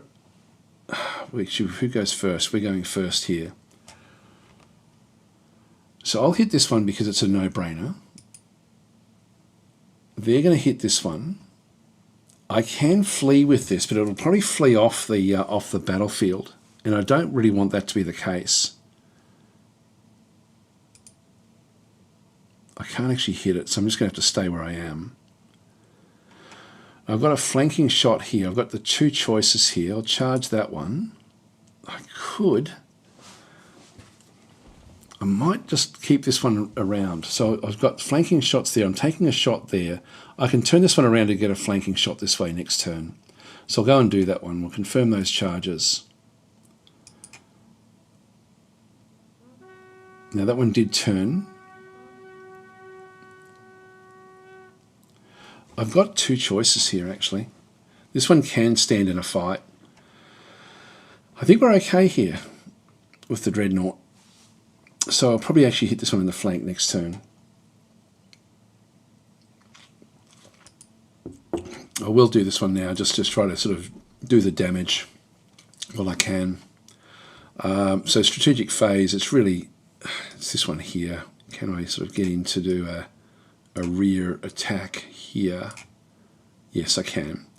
So that's going to ultimately then give me a big advantage there if we can just hold on here. So we're hitting this one. It's sort of, we hit it in the flank, but it actually moved around. So it's actually quite even at the moment. Now we need to just roll 3+ with eight hits. I've got 6. They need to roll a 3+ to save, and they missed with 2. So 2 of them are down. They hit us. They got 6. We need to roll a 5+, which is hard. And we managed to roll 6. Actually, that's not bad at all. In this case here, the commander is now going to be rolling. He's got 3 attacks at 3+, and he got all 3. They need to roll a 5+ to save. They managed to save 2. We now hit with 12, and we got 7 with a re-roll up to 9. They need to get a 5+ here. We should have a massive, yeah, we killed nearly half their units in one go there. So morale-wise, they should run. So that one should be okay. And then we've still got, they're attacking us with they've only got a frontage of 3. So, and they've got no hits. They've got a break test in here. So we win by 10. So really they're going to be breaking. They're going to be running. Now this one here has got an attack roll. They need to roll a 4+ with 10 attacks. They only got 3, and we get to save with a 3+. So we do have very, very strong armor. And we missed with 2. So, sorry, no, we did save 2. One hit came through. So now we attack with 6 rolls. So we've got an attack of 6 back and through there. At 4+, again, they've got less defense. Our power is the same as their defense. We've got 3 hits. They need to roll a 4+ to save. They saved twice. So one of theirs was damaged, but they've still got all 5. It's now the next turn. And so we now actually have, this is the charges. Now I can still hit this one in the rear, which I think I'll do because I can then turn around the next phase and hit this one. It's a hard one to tell. I do have a rear attack here, so I will go and do this one. Let's just go and hit this charge. And I will hit this charge as well. That's all we can do, just declaring those charges. This one should be enough to smash it. We've only got 6 Imperial Swords there. So we're now hitting this one. We do have a bit of an advantage because we are hitting it in the rear. So we'll do we need just 3+ here. Wow, we've got 5, and they need to roll a 3+. They saved 3, so that's 2 gone. So we're hit by 4, but what will they do? They got 5, we need to roll a 5+, and we did manage to save 1, so we're down to just 2 units. It's even at the moment, but then we hit them in the rear here. We hit them 5 times, and they managed to save a few, so we're slightly ahead here again. They need to roll us under a 6 to be able to save where they are. Hi, Stardock, saying, SOVL, you have an excellent taste as, except for Age of Wonders 4, but I'll give you that one transgression in the light of the great game. Yes. Oops, he's saying, oops, wrong account. We'll see you in a minute. This is such a good way to handle combat, I've got to say. This tabletop system is simpler than Field of Glory. It's not as nuanced as Field of Glory, but it's actually pretty damn good. Once you get the hang of it, it's actually quite nuanced with the combat, with what you end up doing. Now, the break test, they have to roll under 6 to be able to stay in the fight. They roll a 7, so they run, and they were destroyed. In this case, we've got to better discipline. We have taken 1 wound. Got 10 attacks. They only got 2 through us, and now we can just save by rolling. Yep, when we saved all of those. This is why I thought this thing would be able to stand up. 4 damage coming back, and it did save 2 of them. So we've done 1 more damage to this one. We won by 2, and so they now have to do a break test. If they roll under 5, because they got pretty shitty discipline, we do actually have, with what we actually have in through there. Win by 2. That one's now run away as well, and so this is it. This is basically we've won the fight with very limited results coming back our way. So we'll just go and smash this one as well. The more damage we do, the sort of better off we can. Attack roll of 12. And can they save? They saved a little bit, but we did manage to kill a hell of a lot. That should be the end of it. Break test, they should just be running anyway. Off they go. And so everything was running in the end, which is great. Hi, Battle Mode. So sorry about that. Forgot I was logged in and the work again. I wasn't sure who it was. Welcome, Battle Mode. I suspected it was you with the Age of Wonders 4 comment. So that was not an official comment, guys. Okay, that was not an official one. How can you tell it wasn't me? All right, anyway, let's keep on going. This is a great game. Deeds of Valor. So we've got killed 8 enemies in combat. This is the infantry. They did well because they were already... there's only 8 of them anyway when they went into the fight. And they took the brunt of the enemy. And then Deadly killed 9 enemies in combat here with Aldrich's Crusaders, which is great. So we're just going to click on OK. So no one leveled up, unfortunately. We did pick up another... The infantry is... We do need to replenish them. I need to replenish these as well. So we're not going to get all that much gold, unfortunately. So they're up to 15. These are up to 10. I'll leave them where they are. We'll pick up more gold there. It's 11. And this one here I don't need the to replenish because we're already at full strength. So we'll now continue. So now we get to potentially spend more money. And then we come into a very difficult fight. Then we have to pick our way through. It's hard to tell what's going to happen in here. Let's just see what actually happens in here.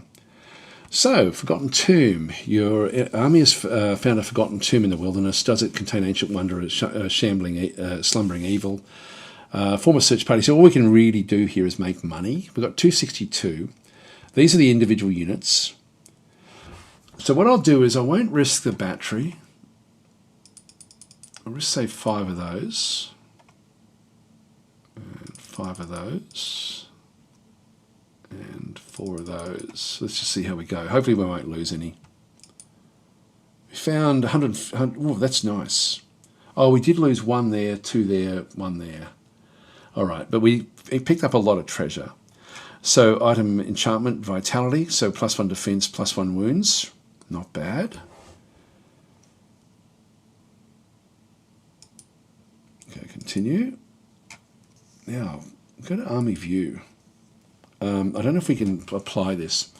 This is where we can change, when we click on this, we can change how wide the facings are, which gives them sort of better attacks if they're hitting from the front. So with these halberds, I can actually have the 14, like 7 in a row with 7 in support. And similarly with these, I can actually make these a bit smaller, just to make it so that we end up, oh, hang on, no, that's as small as it can go. I can make it wider, but I can only make it 5 wide. I think I'll keep this one like this. I can't do anything with the Dreadnought. I can change the these as well. But I'll keep them. I can make it 4 and 4. I think I still get a good attack like this. So let's go and keep this one. There's the actual leader there, Commander Aldrich. So we'll keep it that way. And Flacon is saying it looks Warhammery, doesn't it? It really does. It really does. And there's so many different factions in the free version as well. It's very, very cool. We're over 400. This is actually pretty good. Unfortunately, we've lost units that we need to then go in. So let's just go back to the map view. I've got a camp. I've got another random. They both end up there. I've got camp. I've got a lot of gold before this final fight. Another random there.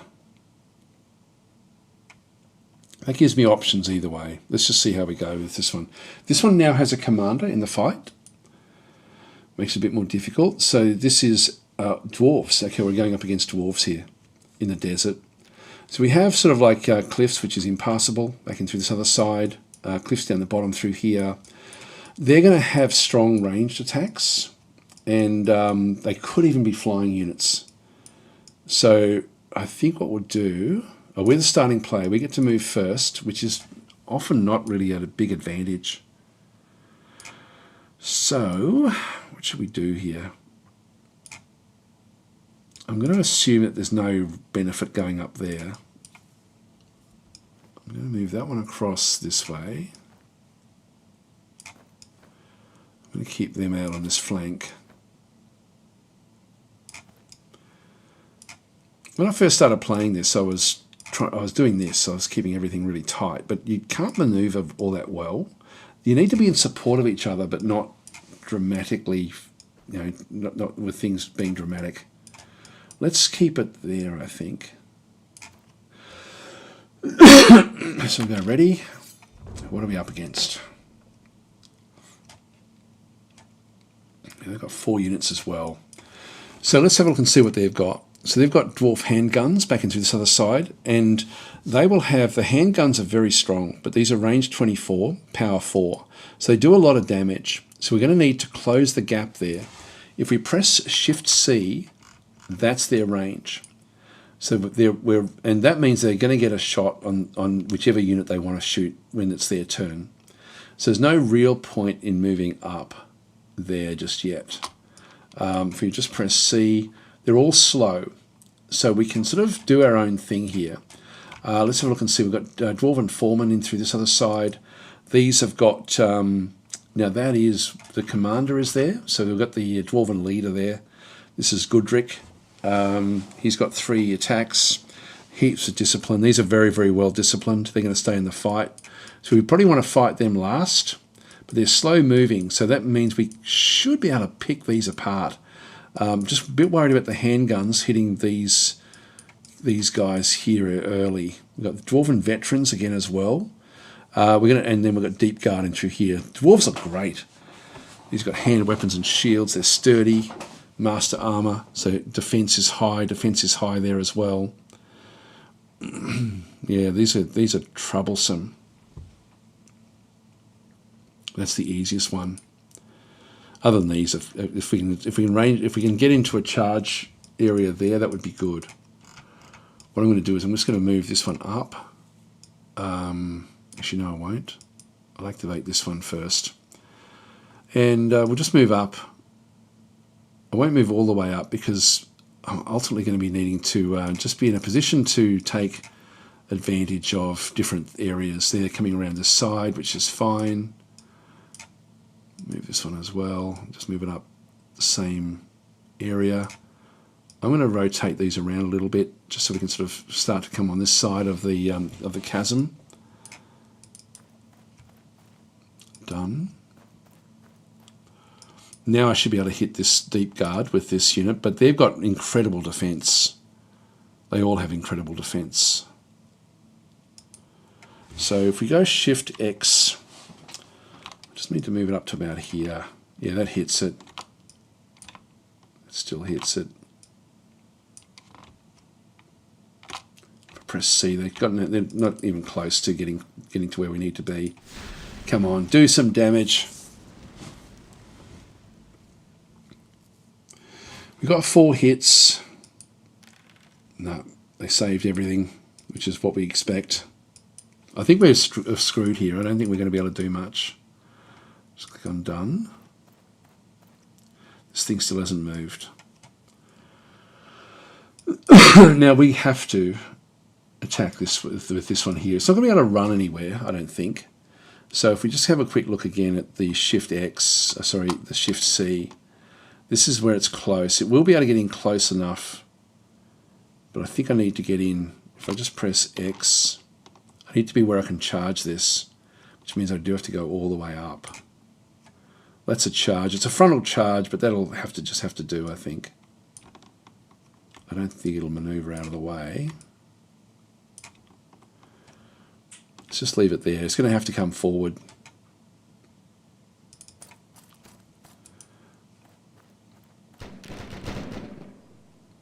Hit us with 4 attacks, but we saved 3. So we've still got all of our units, but one of them has taken 1 damage.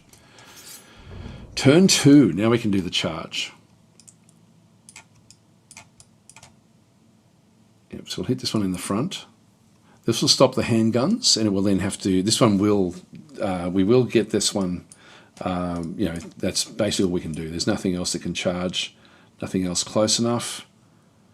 Confirm charges. They're moving in.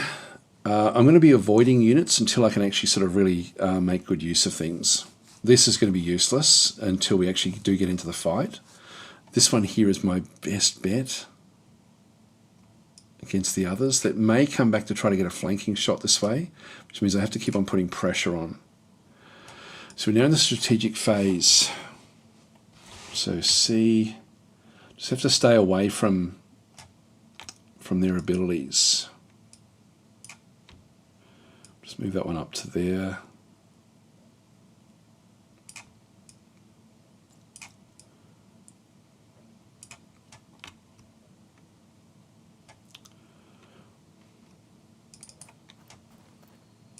It's done.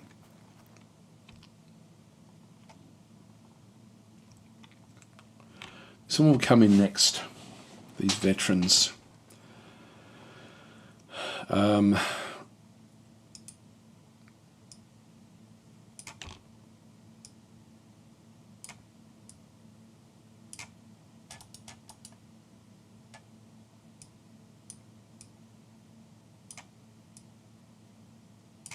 Can't avoid it. Can't move backwards.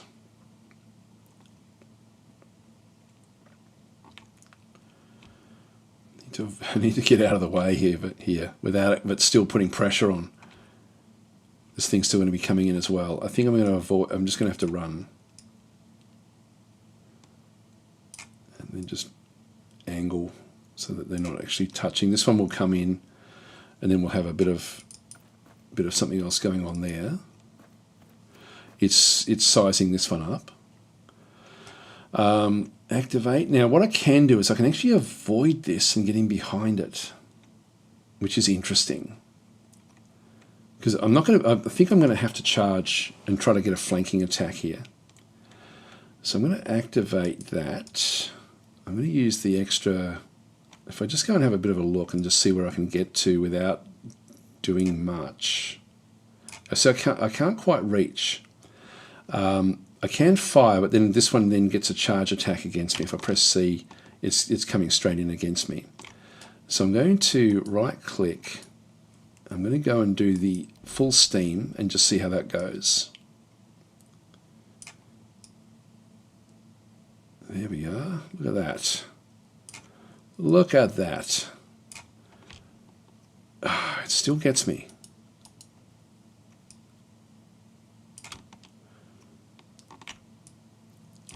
Still gets me there.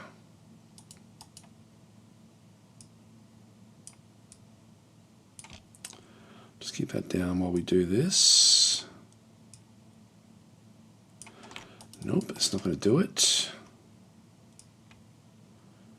I need to just skirt the other side of this. That's got it. Look at that. Look at that. We did it. We did it, guys. We did it. So that works. We don't get to fire, but that's okay because their armor is just so strong anyway. That stops these guys from getting a charge this turn, which then allows these guys to hopefully do something. So that one's okay. So that's strategic. We'll now skip the rest of this phase because everyone else has now moved. Yep, so we've got a frontal attack there, which I'll do the side attack first. We will actually do some damage up in here. Hopefully this will get them to run. So we'll skip the rest of this phase. Actually, one thing I can do is activate the extra attack, which I'm not going to bother doing here. So we're going to skip the phase, really skip yes. Now this is double, like they're both on equal numbers. We do actually have only 3+ to get a hit here. We've got 2 hits. It needs to roll a 5+ to save itself. It saved 1. So there's 1 damage to one of them, and then we hit them with the rest of these guys. We've got 6 attacks going in. It needs to roll 5+ to save itself. It saved 2, so it got 4 attacks going through. That's half the units. So we're miles ahead here. It will now attack back. So it did 2 attacks back. We only need to roll 3+ to save, which we didn't, unfortunately, so we lost a unit. So but we still won by 3, which means that the break test, it still stayed in the fight, unfortunately for us. Now it's charging us. I can charge it and stop that intercept. I can intercept it with this tank, which is what we were going to do. So we'll hit that one there. We won't hit this one in this charge. We'll wait a turn there. And so we'll just go and confirm those charges. That's the only charge we're going to do. So I can still charge this if I really, really wanted to. But what I want to do is just leave it where it is and then use the others to see what happens with the maneuvering. So I'll confirm that. So let's hit it in the flank. Now I've got the strategic turn. Unfortunately, we get to move first, which is a pain in the bum, because I want to see what they get up to. These two can't move. These two can. They're going to have the last turn here, which if they move that one, this one they can do anything they like with. I think I'm going to have to activate this one and move it up and just get it ready. Now I can't hit that one just there just yet. So I'll just right click on that one. I can hit, if I just press X, I can hit that in the flank no matter what, and I can hit this one as well if it comes in. Let's just leave that one there. Done. It's going to move this one, I think, next. Yes. So this one then leaves this one to be able to then arrange an actual attack.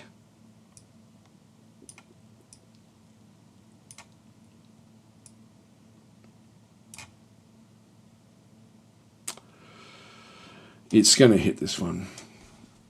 I'm going to keep on moving this one out of the way.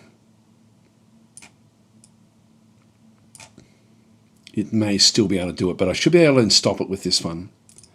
Let's just move it to there. Oh, here we go. It's going to do the rear attack there. I should have thought of that. I didn't even think about that.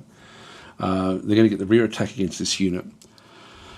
So strategic phase. Still got this one here, which we can go through, which I'm not going to do. Now we have the attack. So we have a bonus here against the handgunners. And we've got all 3 attacks going in. They saved all 3 attacks. We hit them with 8. And they only saved 3. So we killed the whole lot. Now that's going to free up this unit for next turn. So they've been completely destroyed. This one here, we're hitting it on the flank. And we've got 2 hits, and it saved one of them. So we killed one of them. These are going to be hard units. Okay, then we've got the mountain guard. What are they going to do? Yeah, we won by 2. See if they actually break, which they shouldn't, because they're super strong, fearless. No. Now we have a rear attack, or at least a flanking attack. So now we have the charges. I've only got this one here with the flank attack, so I'm going to take that. Unfortunately, they get a rear attack in here against these Imperials. So that's all I can do. But we do get a good attack in here, and hopefully this thing can survive. All right, now strategic phase. So they've only got 1 unit. Well, they can't move these. So we're going to activate this one. We are going to move this one around and go for a rear attack in here and try to destroy this unit straight away.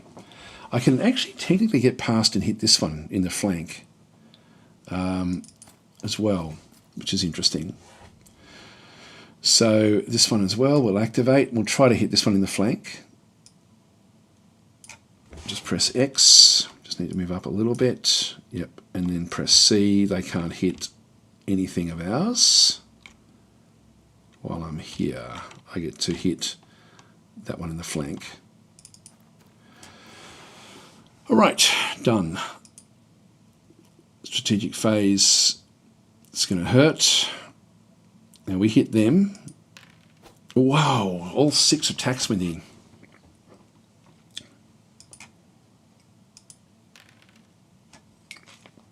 They saved everything except one. It's a shame. They hit 4 times. We saved all 4. This is good.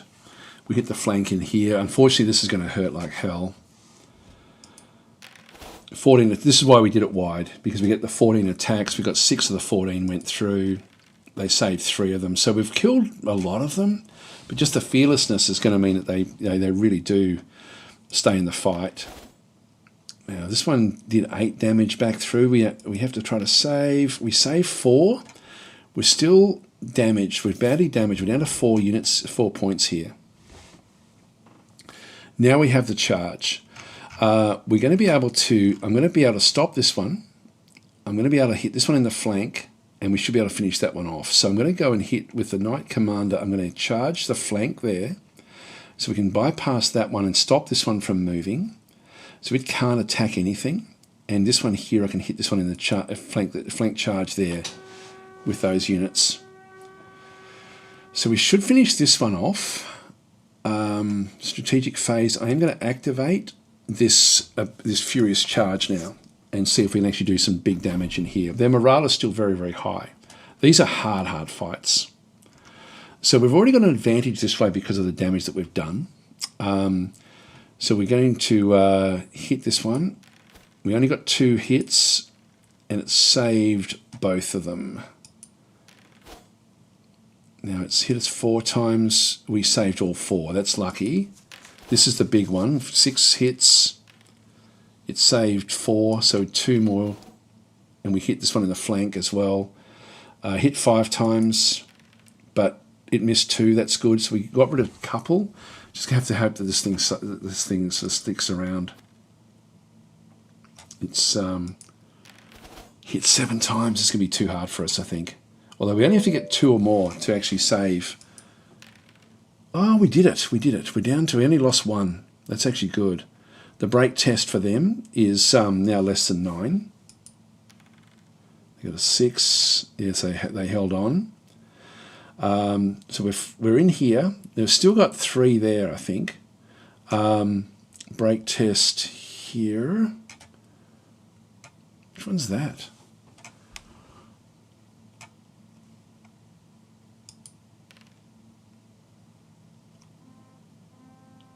Okay, they ran. All right, that's cool. That's cool. That's cool. That's the rear attack that was worrying us.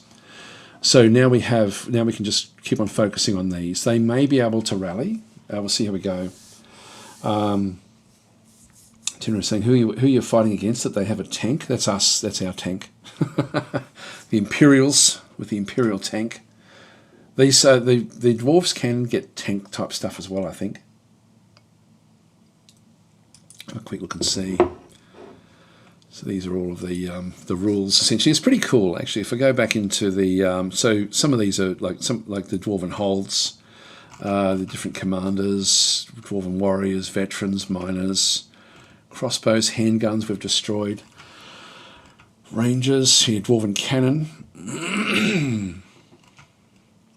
bolt throwers, stone throwers, and then the elites, berserkers. There's a deep guard that we just managed to get to run, I think.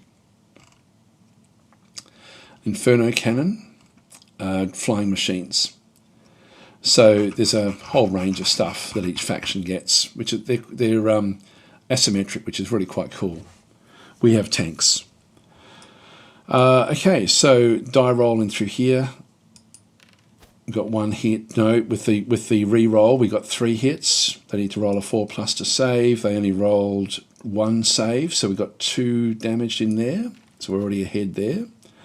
They're going to be able to hit back with 3. That's all they can really do. Actually, their commander's now going to hit back as well. It did get a hit. The damage roll. This is against our Crusaders. We got 3. We got 5 by the time we got the re-roll. and it managed to save 4 of them, unfortunately. So we've only killed 1 of them, ultimately. There is a break test in here, which they won't fail this, because they'll 12 or lower to hold, yeah, so there's no way that could break. Turn 6. Now, will that rally the Deep Guard? So we have charges now. Now they've turned to face this one, which now gives me the flanking charge here. So I can now move these Imperial Swords into this charge. So they'll hit them in the flank. So we're still attacking this way, which is going to be good for us. Now we go into the actual strategic phase. Sorry, the strategic phase is finished. We're now in the combat phase because we've now used up that one ability. 6 attack rolls. We've got 3, and it's saved 2, so it's 1 more down. It's attacking back. It got 2 attacks back into this other side. Then these guys hit with only 4. That's pretty bad. Saved only 1, but that's destroyed them. That's as good. All right, attack roll of 3. Got 2 attacks in. They only saved 1. And they attacked back. They got 1 attack roll on us. This is their commander. We missed that one. We hit them again with 6. They managed to save 4 of those 6, only 2 attacks. So we've killed another 2.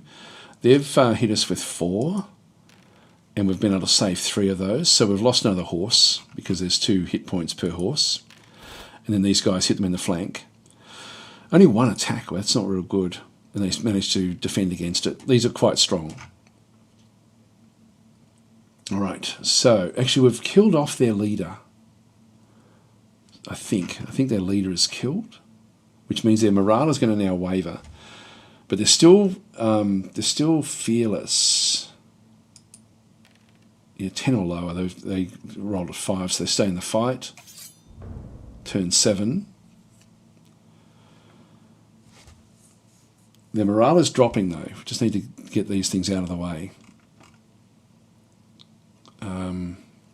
Now this is the charge phase. We've got nothing we can charge with, so we just skip the charges. Strategic phase, we'll just activate these.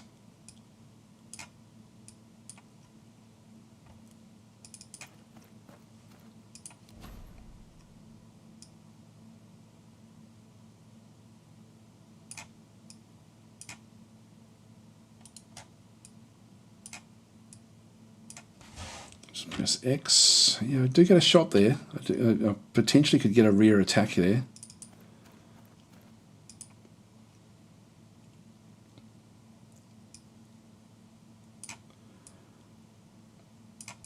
Let's move this one down as well.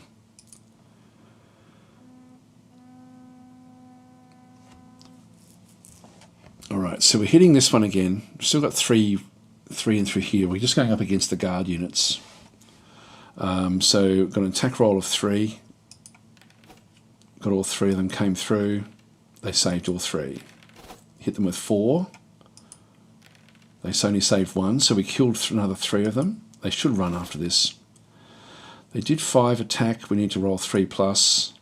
We saved 4 of them, so we're still actually okay.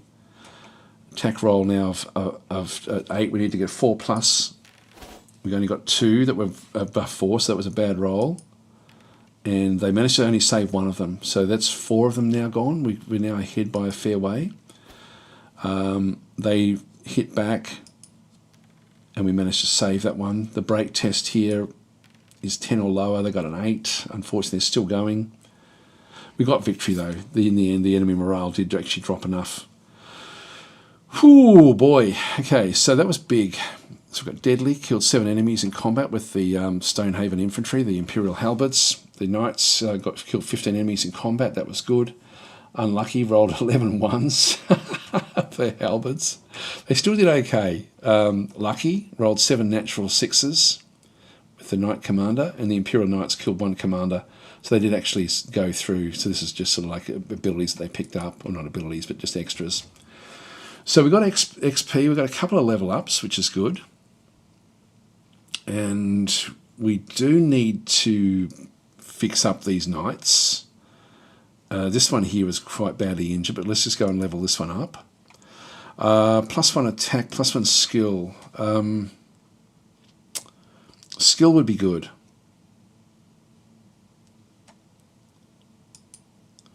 Let's get that up. That's for that tank. And I do need to heal this one up a little bit. So restored a couple of wounds there. The infantry can just stay where that is. So we'll pick up, actually we'll just go and level up these guys. Max unit size there, we'll take that. And we will just try to pick up more units. So we're up to 13 now. And we need to get extra units in here as well. So we're up to 8. And in this case here, we'll just get the gold. So +10, continue. All right, now we have to make a choice as to which way we go here.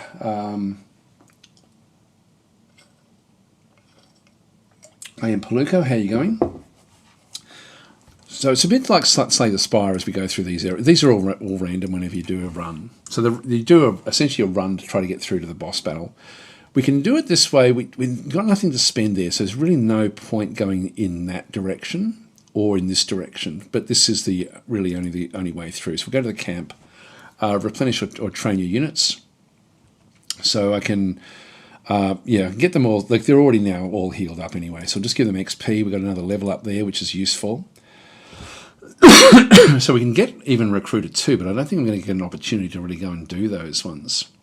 Increased skill, I'll grab that one there.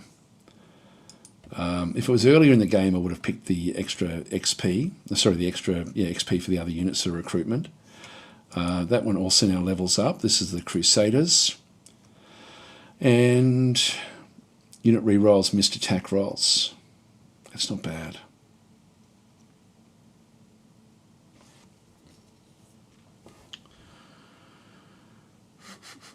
I think I'll go that way. And then we've got the infantry.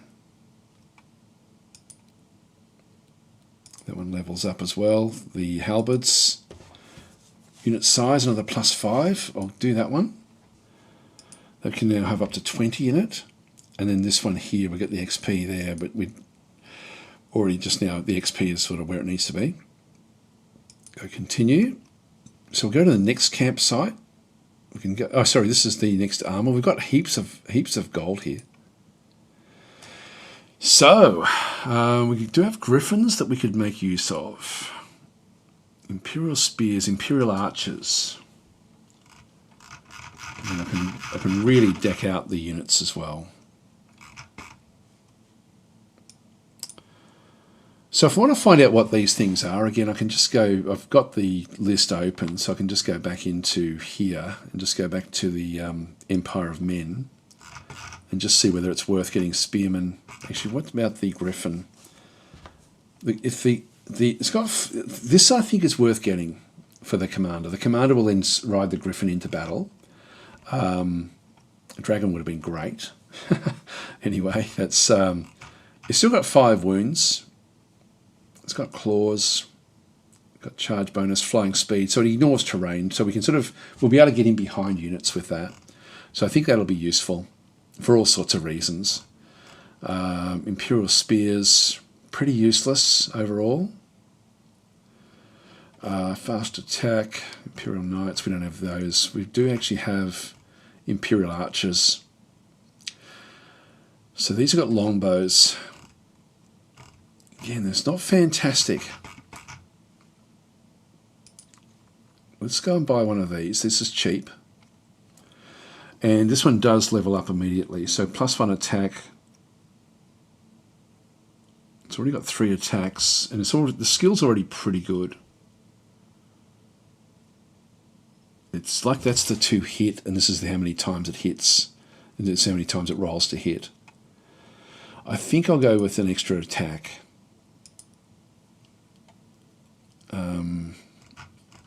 Then we've got these. So we've got Lance and Shield, +1 defense, charge bonus +2, Flame Tongue, +1 power. Oh, this is the commander. I'll grab that one for him. We might as well spend everything now. We could go and get more archers. Griffin gets +1 defense. I'll take that because that's going to be the survivability really of the commander. Banners of Mist. Charge bonus +1 fury there.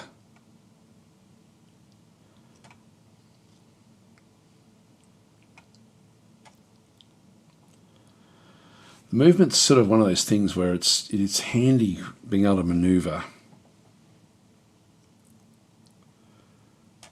It's not bad.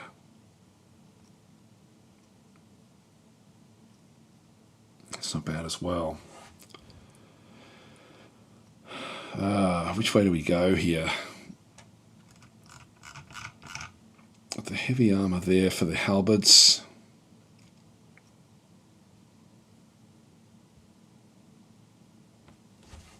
Yeah, we don't need that, I don't think. So we can get an extra attack. These just aren't quite strong enough. I don't think I'll worry about that. I will... don't know about this. This is sort of like these... that is fairly expensive. Whereas this one here, I think I'm going to get that one. And +1 power as well. Let's go that way, and that means we can't afford these. Let's just go continue, because we've still got more things we can then go and spend. So we can either go back up to here, which will then allow me to get all my units sort of ready to go, because we're actually a little bit light on. Our armies aren't quite... the halberds could be a little bit stronger. They're pretty good. The Imperial Knights could be a bit stronger as well.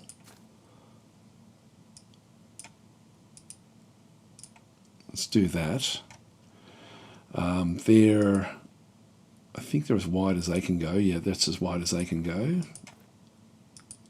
They can go a bit wider if they need to, but that's 15 is as good as they have. So we'll keep that one where that is.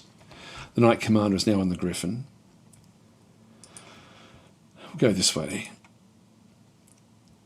So we pick up, there we go, we've now finished, the Imperials are now everywhere they need to be. Really can't do much else in here. The Griffin, there's nothing that's going to level up.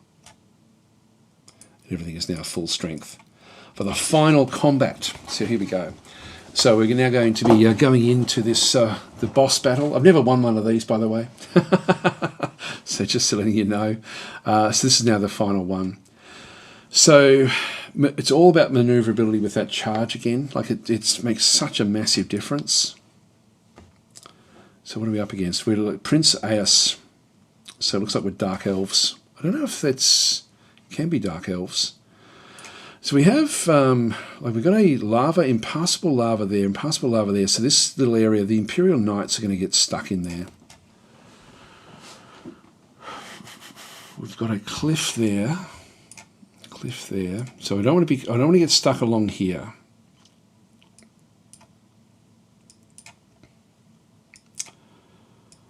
Just range our pieces. I can move the commander anywhere I like.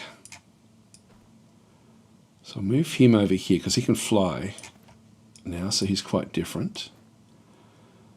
Imperial Knights, again, we've got, that's nothing there.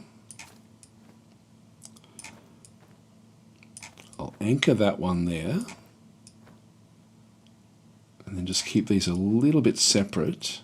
I'll keep that one just so we can get in behind, and then this one in the middle here. Okay, let's see what we're up against. Now they get to move first, so and they could have flying units. I'm guessing that they will. We'll just stay where we are and see how we go. I think that the Griffin and the Commander are strong enough to be able to hold their own. Actually, might move them over a little bit. It's a bit hard to tell. I might just keep them behind there. Ready, here we go. Okay, here we go. This is interesting. So they're moving. They did, so they hit with one of these with a long range unit. And we need to roll 6+ to be able to save against the 2 attacks that came through. So they've got ballistas at the back. So we've lost 2 of our halberds. Now they've got, what have they got? Let's have a look and see. So that was the elf bolt thrower. So these are elves, elf spears back in through there, elf watches. So they've got a ranged attack. In fact, if I just go C and then Shift C, we can see there that all the different ranged units. Got elf spears there, elf nobles. If I just press C, and then we've got an elf chariot, which is sort of going to be off in a different direction. So I'm going to do that one last. I'm going to do that one second last. So I'm just going to start to move these guys up. So I'm going to activate this one and just move it up towards where they'll start to sort of come forward.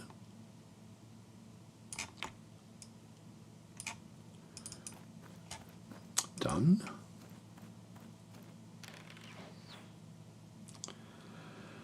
And 2 of them hit, and we only save 1. So we'll be able to hit this one straight away. And this one as well. I'm just going to activate this one and move it up.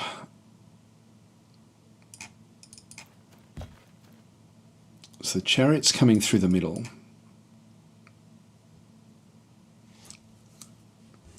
I don't know which one the prince is in. I think he must be in this one here. Yeah, there he is. The elf nobles. Maybe he's just a normal elf, not dark elves, I'm not sure.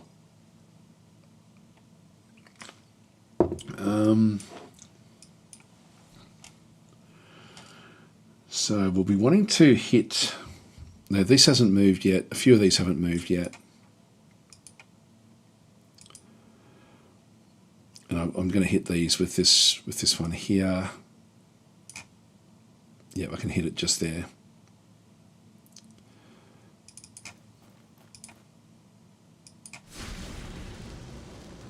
Okay, we hit it 4 times. It needs to roll a 4+ to save.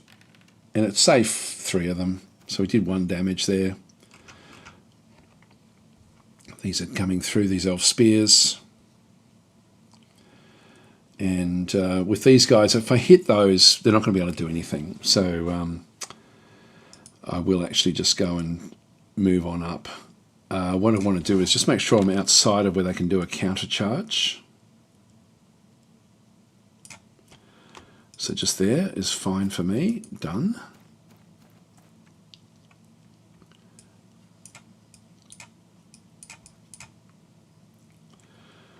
Now there's 5 chariots.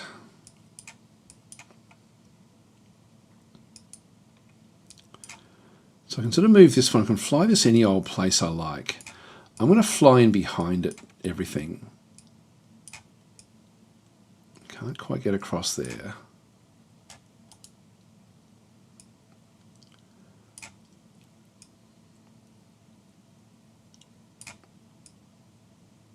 So I can fly over the top of terrain.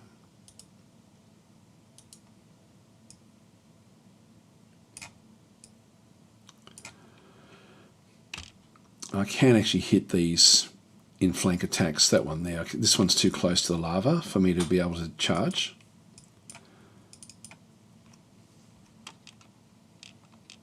Double click, there we are. Now this one I think is going to be cut off a little bit. This is going to charge this unit here. And I can't reach it. I can flee, which will then move it down. I think I'll do that. I will charge, I can charge that one in the front or this one in the front. I'll charge that one. Just be closer.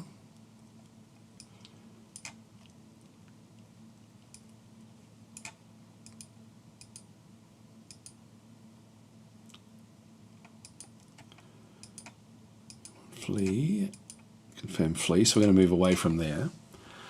These ones here, again, I can just flee backwards a little bit, which will then sort of position, it'll get their units out of position a little bit.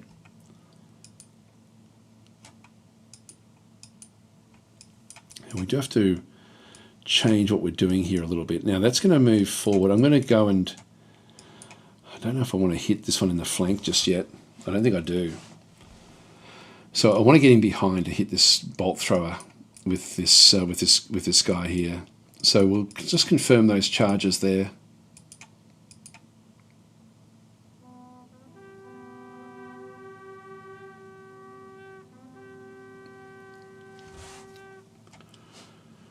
All right, so now we're in the strategic phase. We need to rally. Oh,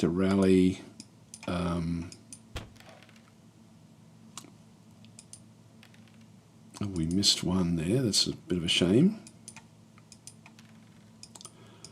Now they're going to be able to charge next phase. They won't be able to.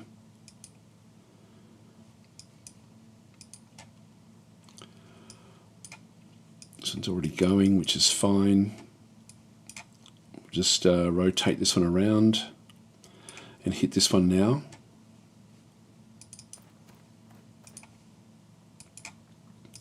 So we got a flanking shot there. So we did 4 damage and they saved a fair few of them.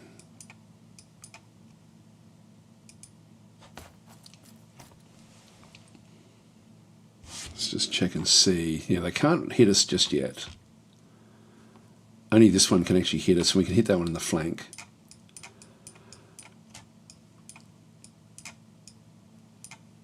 Which units have we got left? Only one. They've moved. They've moved.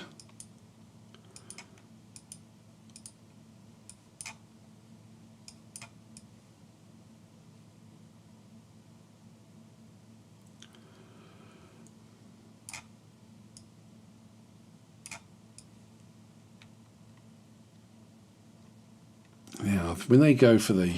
I'm not going to be able to go straight off and hit that one because they'll be able to hit me in the flank with that unit. So I don't want to do that.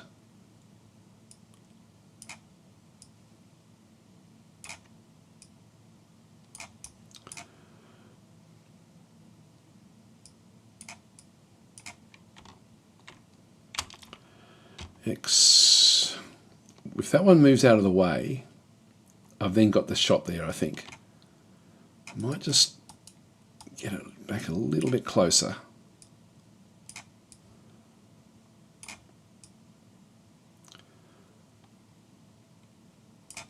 Let's do that. All right, so we now have the big attack against these windshields. 16 attack, smashed it, 14. They're not going to be able to survive, only save 1, so they're destroyed. That's the start of it. Now this has actually now opened up other things. I'm not sure why we're still doing these, because they're dead. Oh, sorry, they do get to sort of fight back a little bit. So I don't know if that one gets to... Yeah, these can't actually move. So we've now got the charge phase again, where they should be able to charge me there. I can charge this one here. I think I will. I think I will charge this one now. So we'll charge this one in the flank. This one's trying to charge me in the flank. I'm going to charge it. I'm going to interrupt it. That stops it from charging. I can then maneuver these guys around to where I need to be. Now, unfortunately, they're right on top of each other, which is a pain in the bum. So we'll just confirm the charges there. So we smash this one in the flank. They missed. And I can now bring this one back in around. So strategic phase, I'm going to be able to smash this bolt thrower or go after the nobles to sort of do more damage. I can even get into a position where if I press X, I can end up in here looking down this way to attack a flank attack down into here if I need to. I don't know exactly where those nobles will move to, so that's a bit of a pain. This one's connected. I do actually have, again, I can activate and then do this one here. I will do the Furious Charge now. Okay, that one's come down, so we can now sort of see where things are going. This one here is the interesting one for us.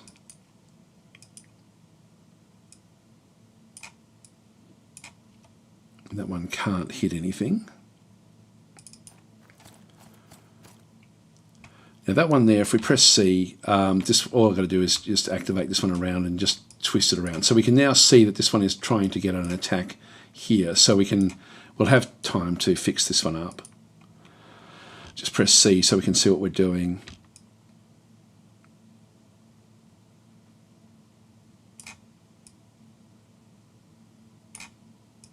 And I've then got the option to either flank attack this one or flank attack this one ultimately. So it gives me a double shots. This one here can't do anything. If I press C, it's missing this entirely. It's just going purely after the other one. So I'm happy with that. Just go and click on Done, which then just leaves this one here. Now I could even come across to help this one, but I think I'm going to probably destroy the bolt thrower or destroy these nobles. So I'll just press C, just press X. No, we miss. Just press C again.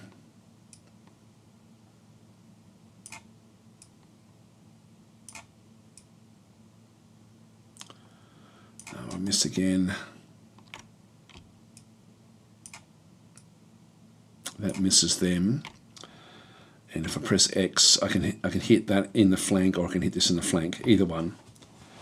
That's the main commander down here. It would be better for me to kill this thing off before we sort of do anything else. So let's just leave that one where that is. So we've positioned that one nicely. Here we go, big attack. So this chariot is, we've got 3 attacks with our guy.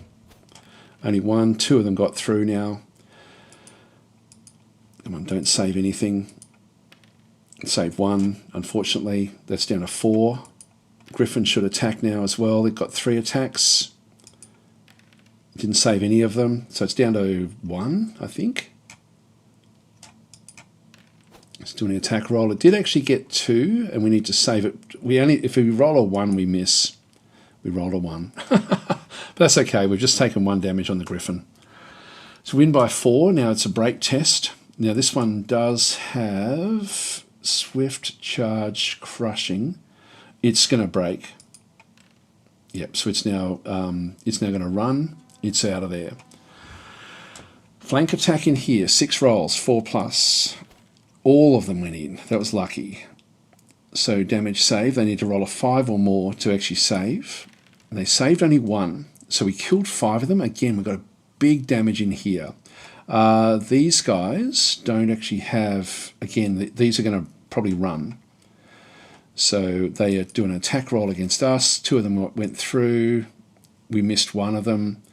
So we're still okay. Break test, they need to roll like less than 5 to be able to stay in the fight. They rolled at 8, so they're out of there.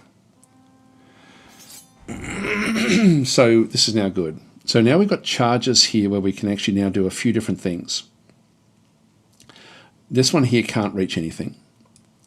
This one here can hit any one of these. So, and this one can't reach anything. So actually, it looks like it can actually ultimately. Oh, actually, no, it can't. If I just press C, now it misses us entirely. I think I might hit these guys, these elves and spears. We're doing very well here. So let's go and charge this. Let's go and charge this. And let's go and charge this one in the flank. So that gets all of the charges done. So they're all flank hits. Big hits here. Now this is their commander, which is going to be a little bit trickier. Now strategic phase. They've still got some that are trying to run away. I'm going to hit this one. I'm going to activate. What I can do here is I can actually go and hit this here and do damage to that. Just see if we can actually do some damage while it's running. Because I can't hit this one because it's actually engaged. I got rid of another one. And now we'll just turn. And just get ready to actually possibly... Yeah, it should actually turn. I should get a flanking shot. I should get a rear shot here. I'll just leave that one where that is. Done.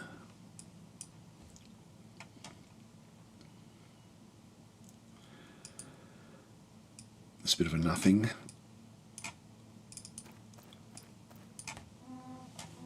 They've left. So we hit these in the flank. 14 hits, 7 of them went in, and they need to roll a 4+ to save. And they saved 5, so two of them were damaged, which is actually pretty good. But they're still going to have to, they're going to have to roll for morale, which is going to be hard for them. They've got 3 attacking back, 2 of them went in, and we didn't save either one of them, so we lost 2 of our halberdiers. The break test there is to roll. They roll exactly what they needed, 8 or lower. This one here, this thing here has got hardly any defence. This one should just be smashed. So that's 2 of them gone. I managed to save 1, and then the Griffin hit with 1. They couldn't save that. So it'll take a little bit of time. 3 there. Oops, damage save, break test. It didn't make it, so it'll run. And this one now in the flank. So this is the commander defending. He got all 3 hits in, and we managed to defend all 3. Then we hit it with 11 hits, and it needs to roll 5+. So we're going to do a lot of damage here. It only saved 3 of the 11. So there's 8 that went through. Wow, that killed nearly half of them with that flanking shot. So we've positioned ourselves well there. Damage saved ×3. And we won by a lot there. Now they also have got Rallying Cry. So he may have used it. I'm not sure if he has. But we'll do the break test. Oh, he's tried a couple of times and couldn't do it. That should be it. That should be the end of it. Who are we still fighting? All right, so we've got this group escaping the charge phase. I can charge there. I can also charge there. That's the only one that's really left in the fight. So I'll charge that one. Can we do it? Yep, there we go. I can hit this one as well. I don't know what happens if you hit, like if they're fleeing towards you, but let's just do it anyway. And that one can't do anything. Just confirm those 2 charges.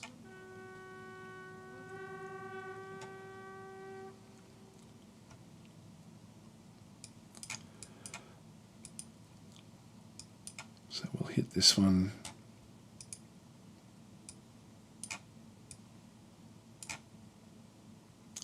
It's going to hit the rear.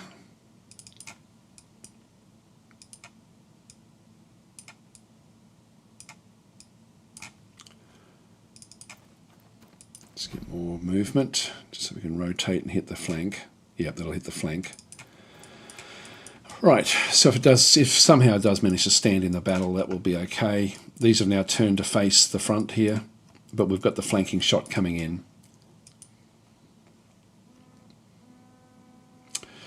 So we have 14 attacking again, and 7 that went through. They need to roll a 4+. They've saved 2, so we killed a lot of them.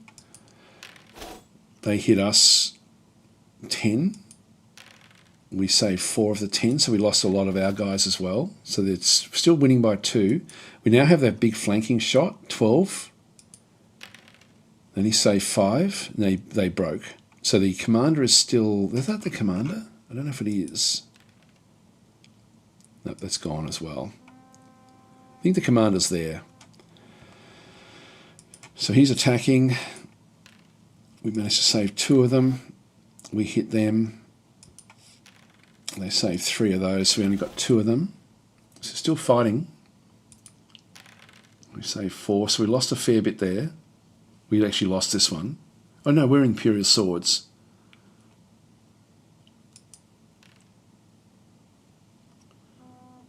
That was us that broke. Okay, so they're still in the fight. This is the strategic phase. No, this is the charge phase. So I'm going to hit this in the rear and this in the side, which is what we had just set up.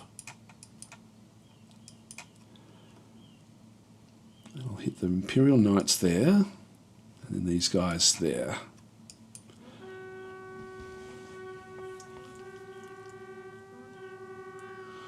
Enemy morale is wavering. Strategic phase, we'll rally that one. Can't do anything else with it. Everything else is engaged. So we've got this one here where we go in against their commander again. Attack roll. I think these are end up being... oh no, this one's going this way. He's attacking back against this guy. We've still got 5 hit points there. Got 2 of them in. Got 3 ultimately. We saved against all 3. Our guy now hits back in again against the AS Chosen. Only 1. And it managed to save it. Only 1 attack. But it didn't save it, so 1 was dead. We're still winning a little bit here. Saved against those. And then we're attacking here again as well. Break test, they have to roll under 5. And they didn't. No, they did in the end. So they held on. So this one here, we're going to attack roll in the rear. Big attacks. Damage.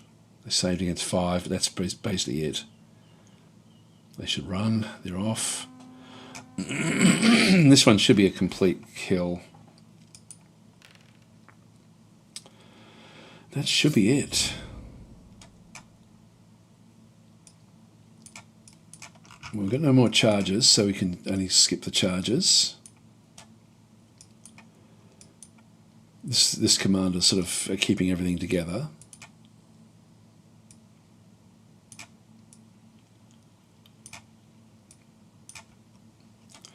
I'll hit a flank, do a flank shot there if they still are around after this.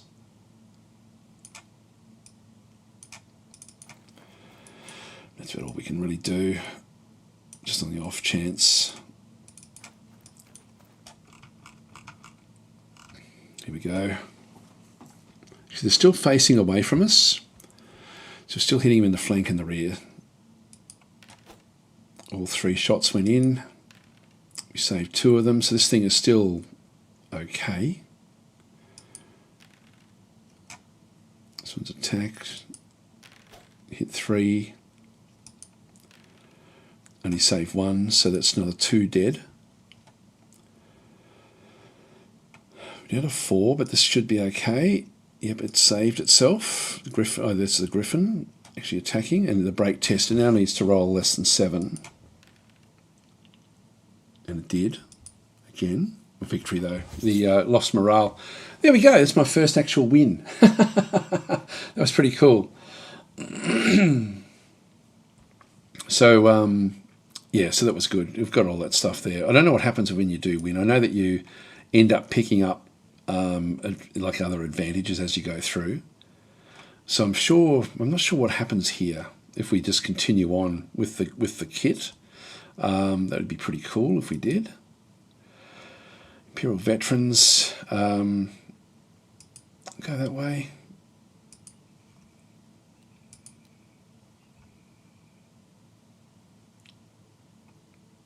Get another attack. So we don't need the Griffin getting anything extra. We do need that. We do need that one. Leave that one, and I will get that one as well. All right, if we continue, that's the end of that map. Act 2, wow, okay. So it continues on. All right, so that's interesting. Well, I won't continue on, because that's we've played for nearly 3 hours now. But I hope that sort of gives you a bit of a, I guess, a bit of a guide as to how the game actually sort of does work. It's very much about the charging, like trying to sort of either get yourself in a position where you can do a good charge on the flank or the rear, or to stop a charge. And it's yeah, great little game. Really, really good game. So I'm going to leave it there, guys. Thanks for watching. We do actually, so we would continue on, just sort of rolling our way through. I'm not sure how many acts there actually are. It looks like that's the edge of something. Looks like it's back to Imperial stuff again. Not sure how that one actually does work. Anyway, guys, going to leave it there. So thanks for watching, and I'll catch you next time. Hope you enjoyed that.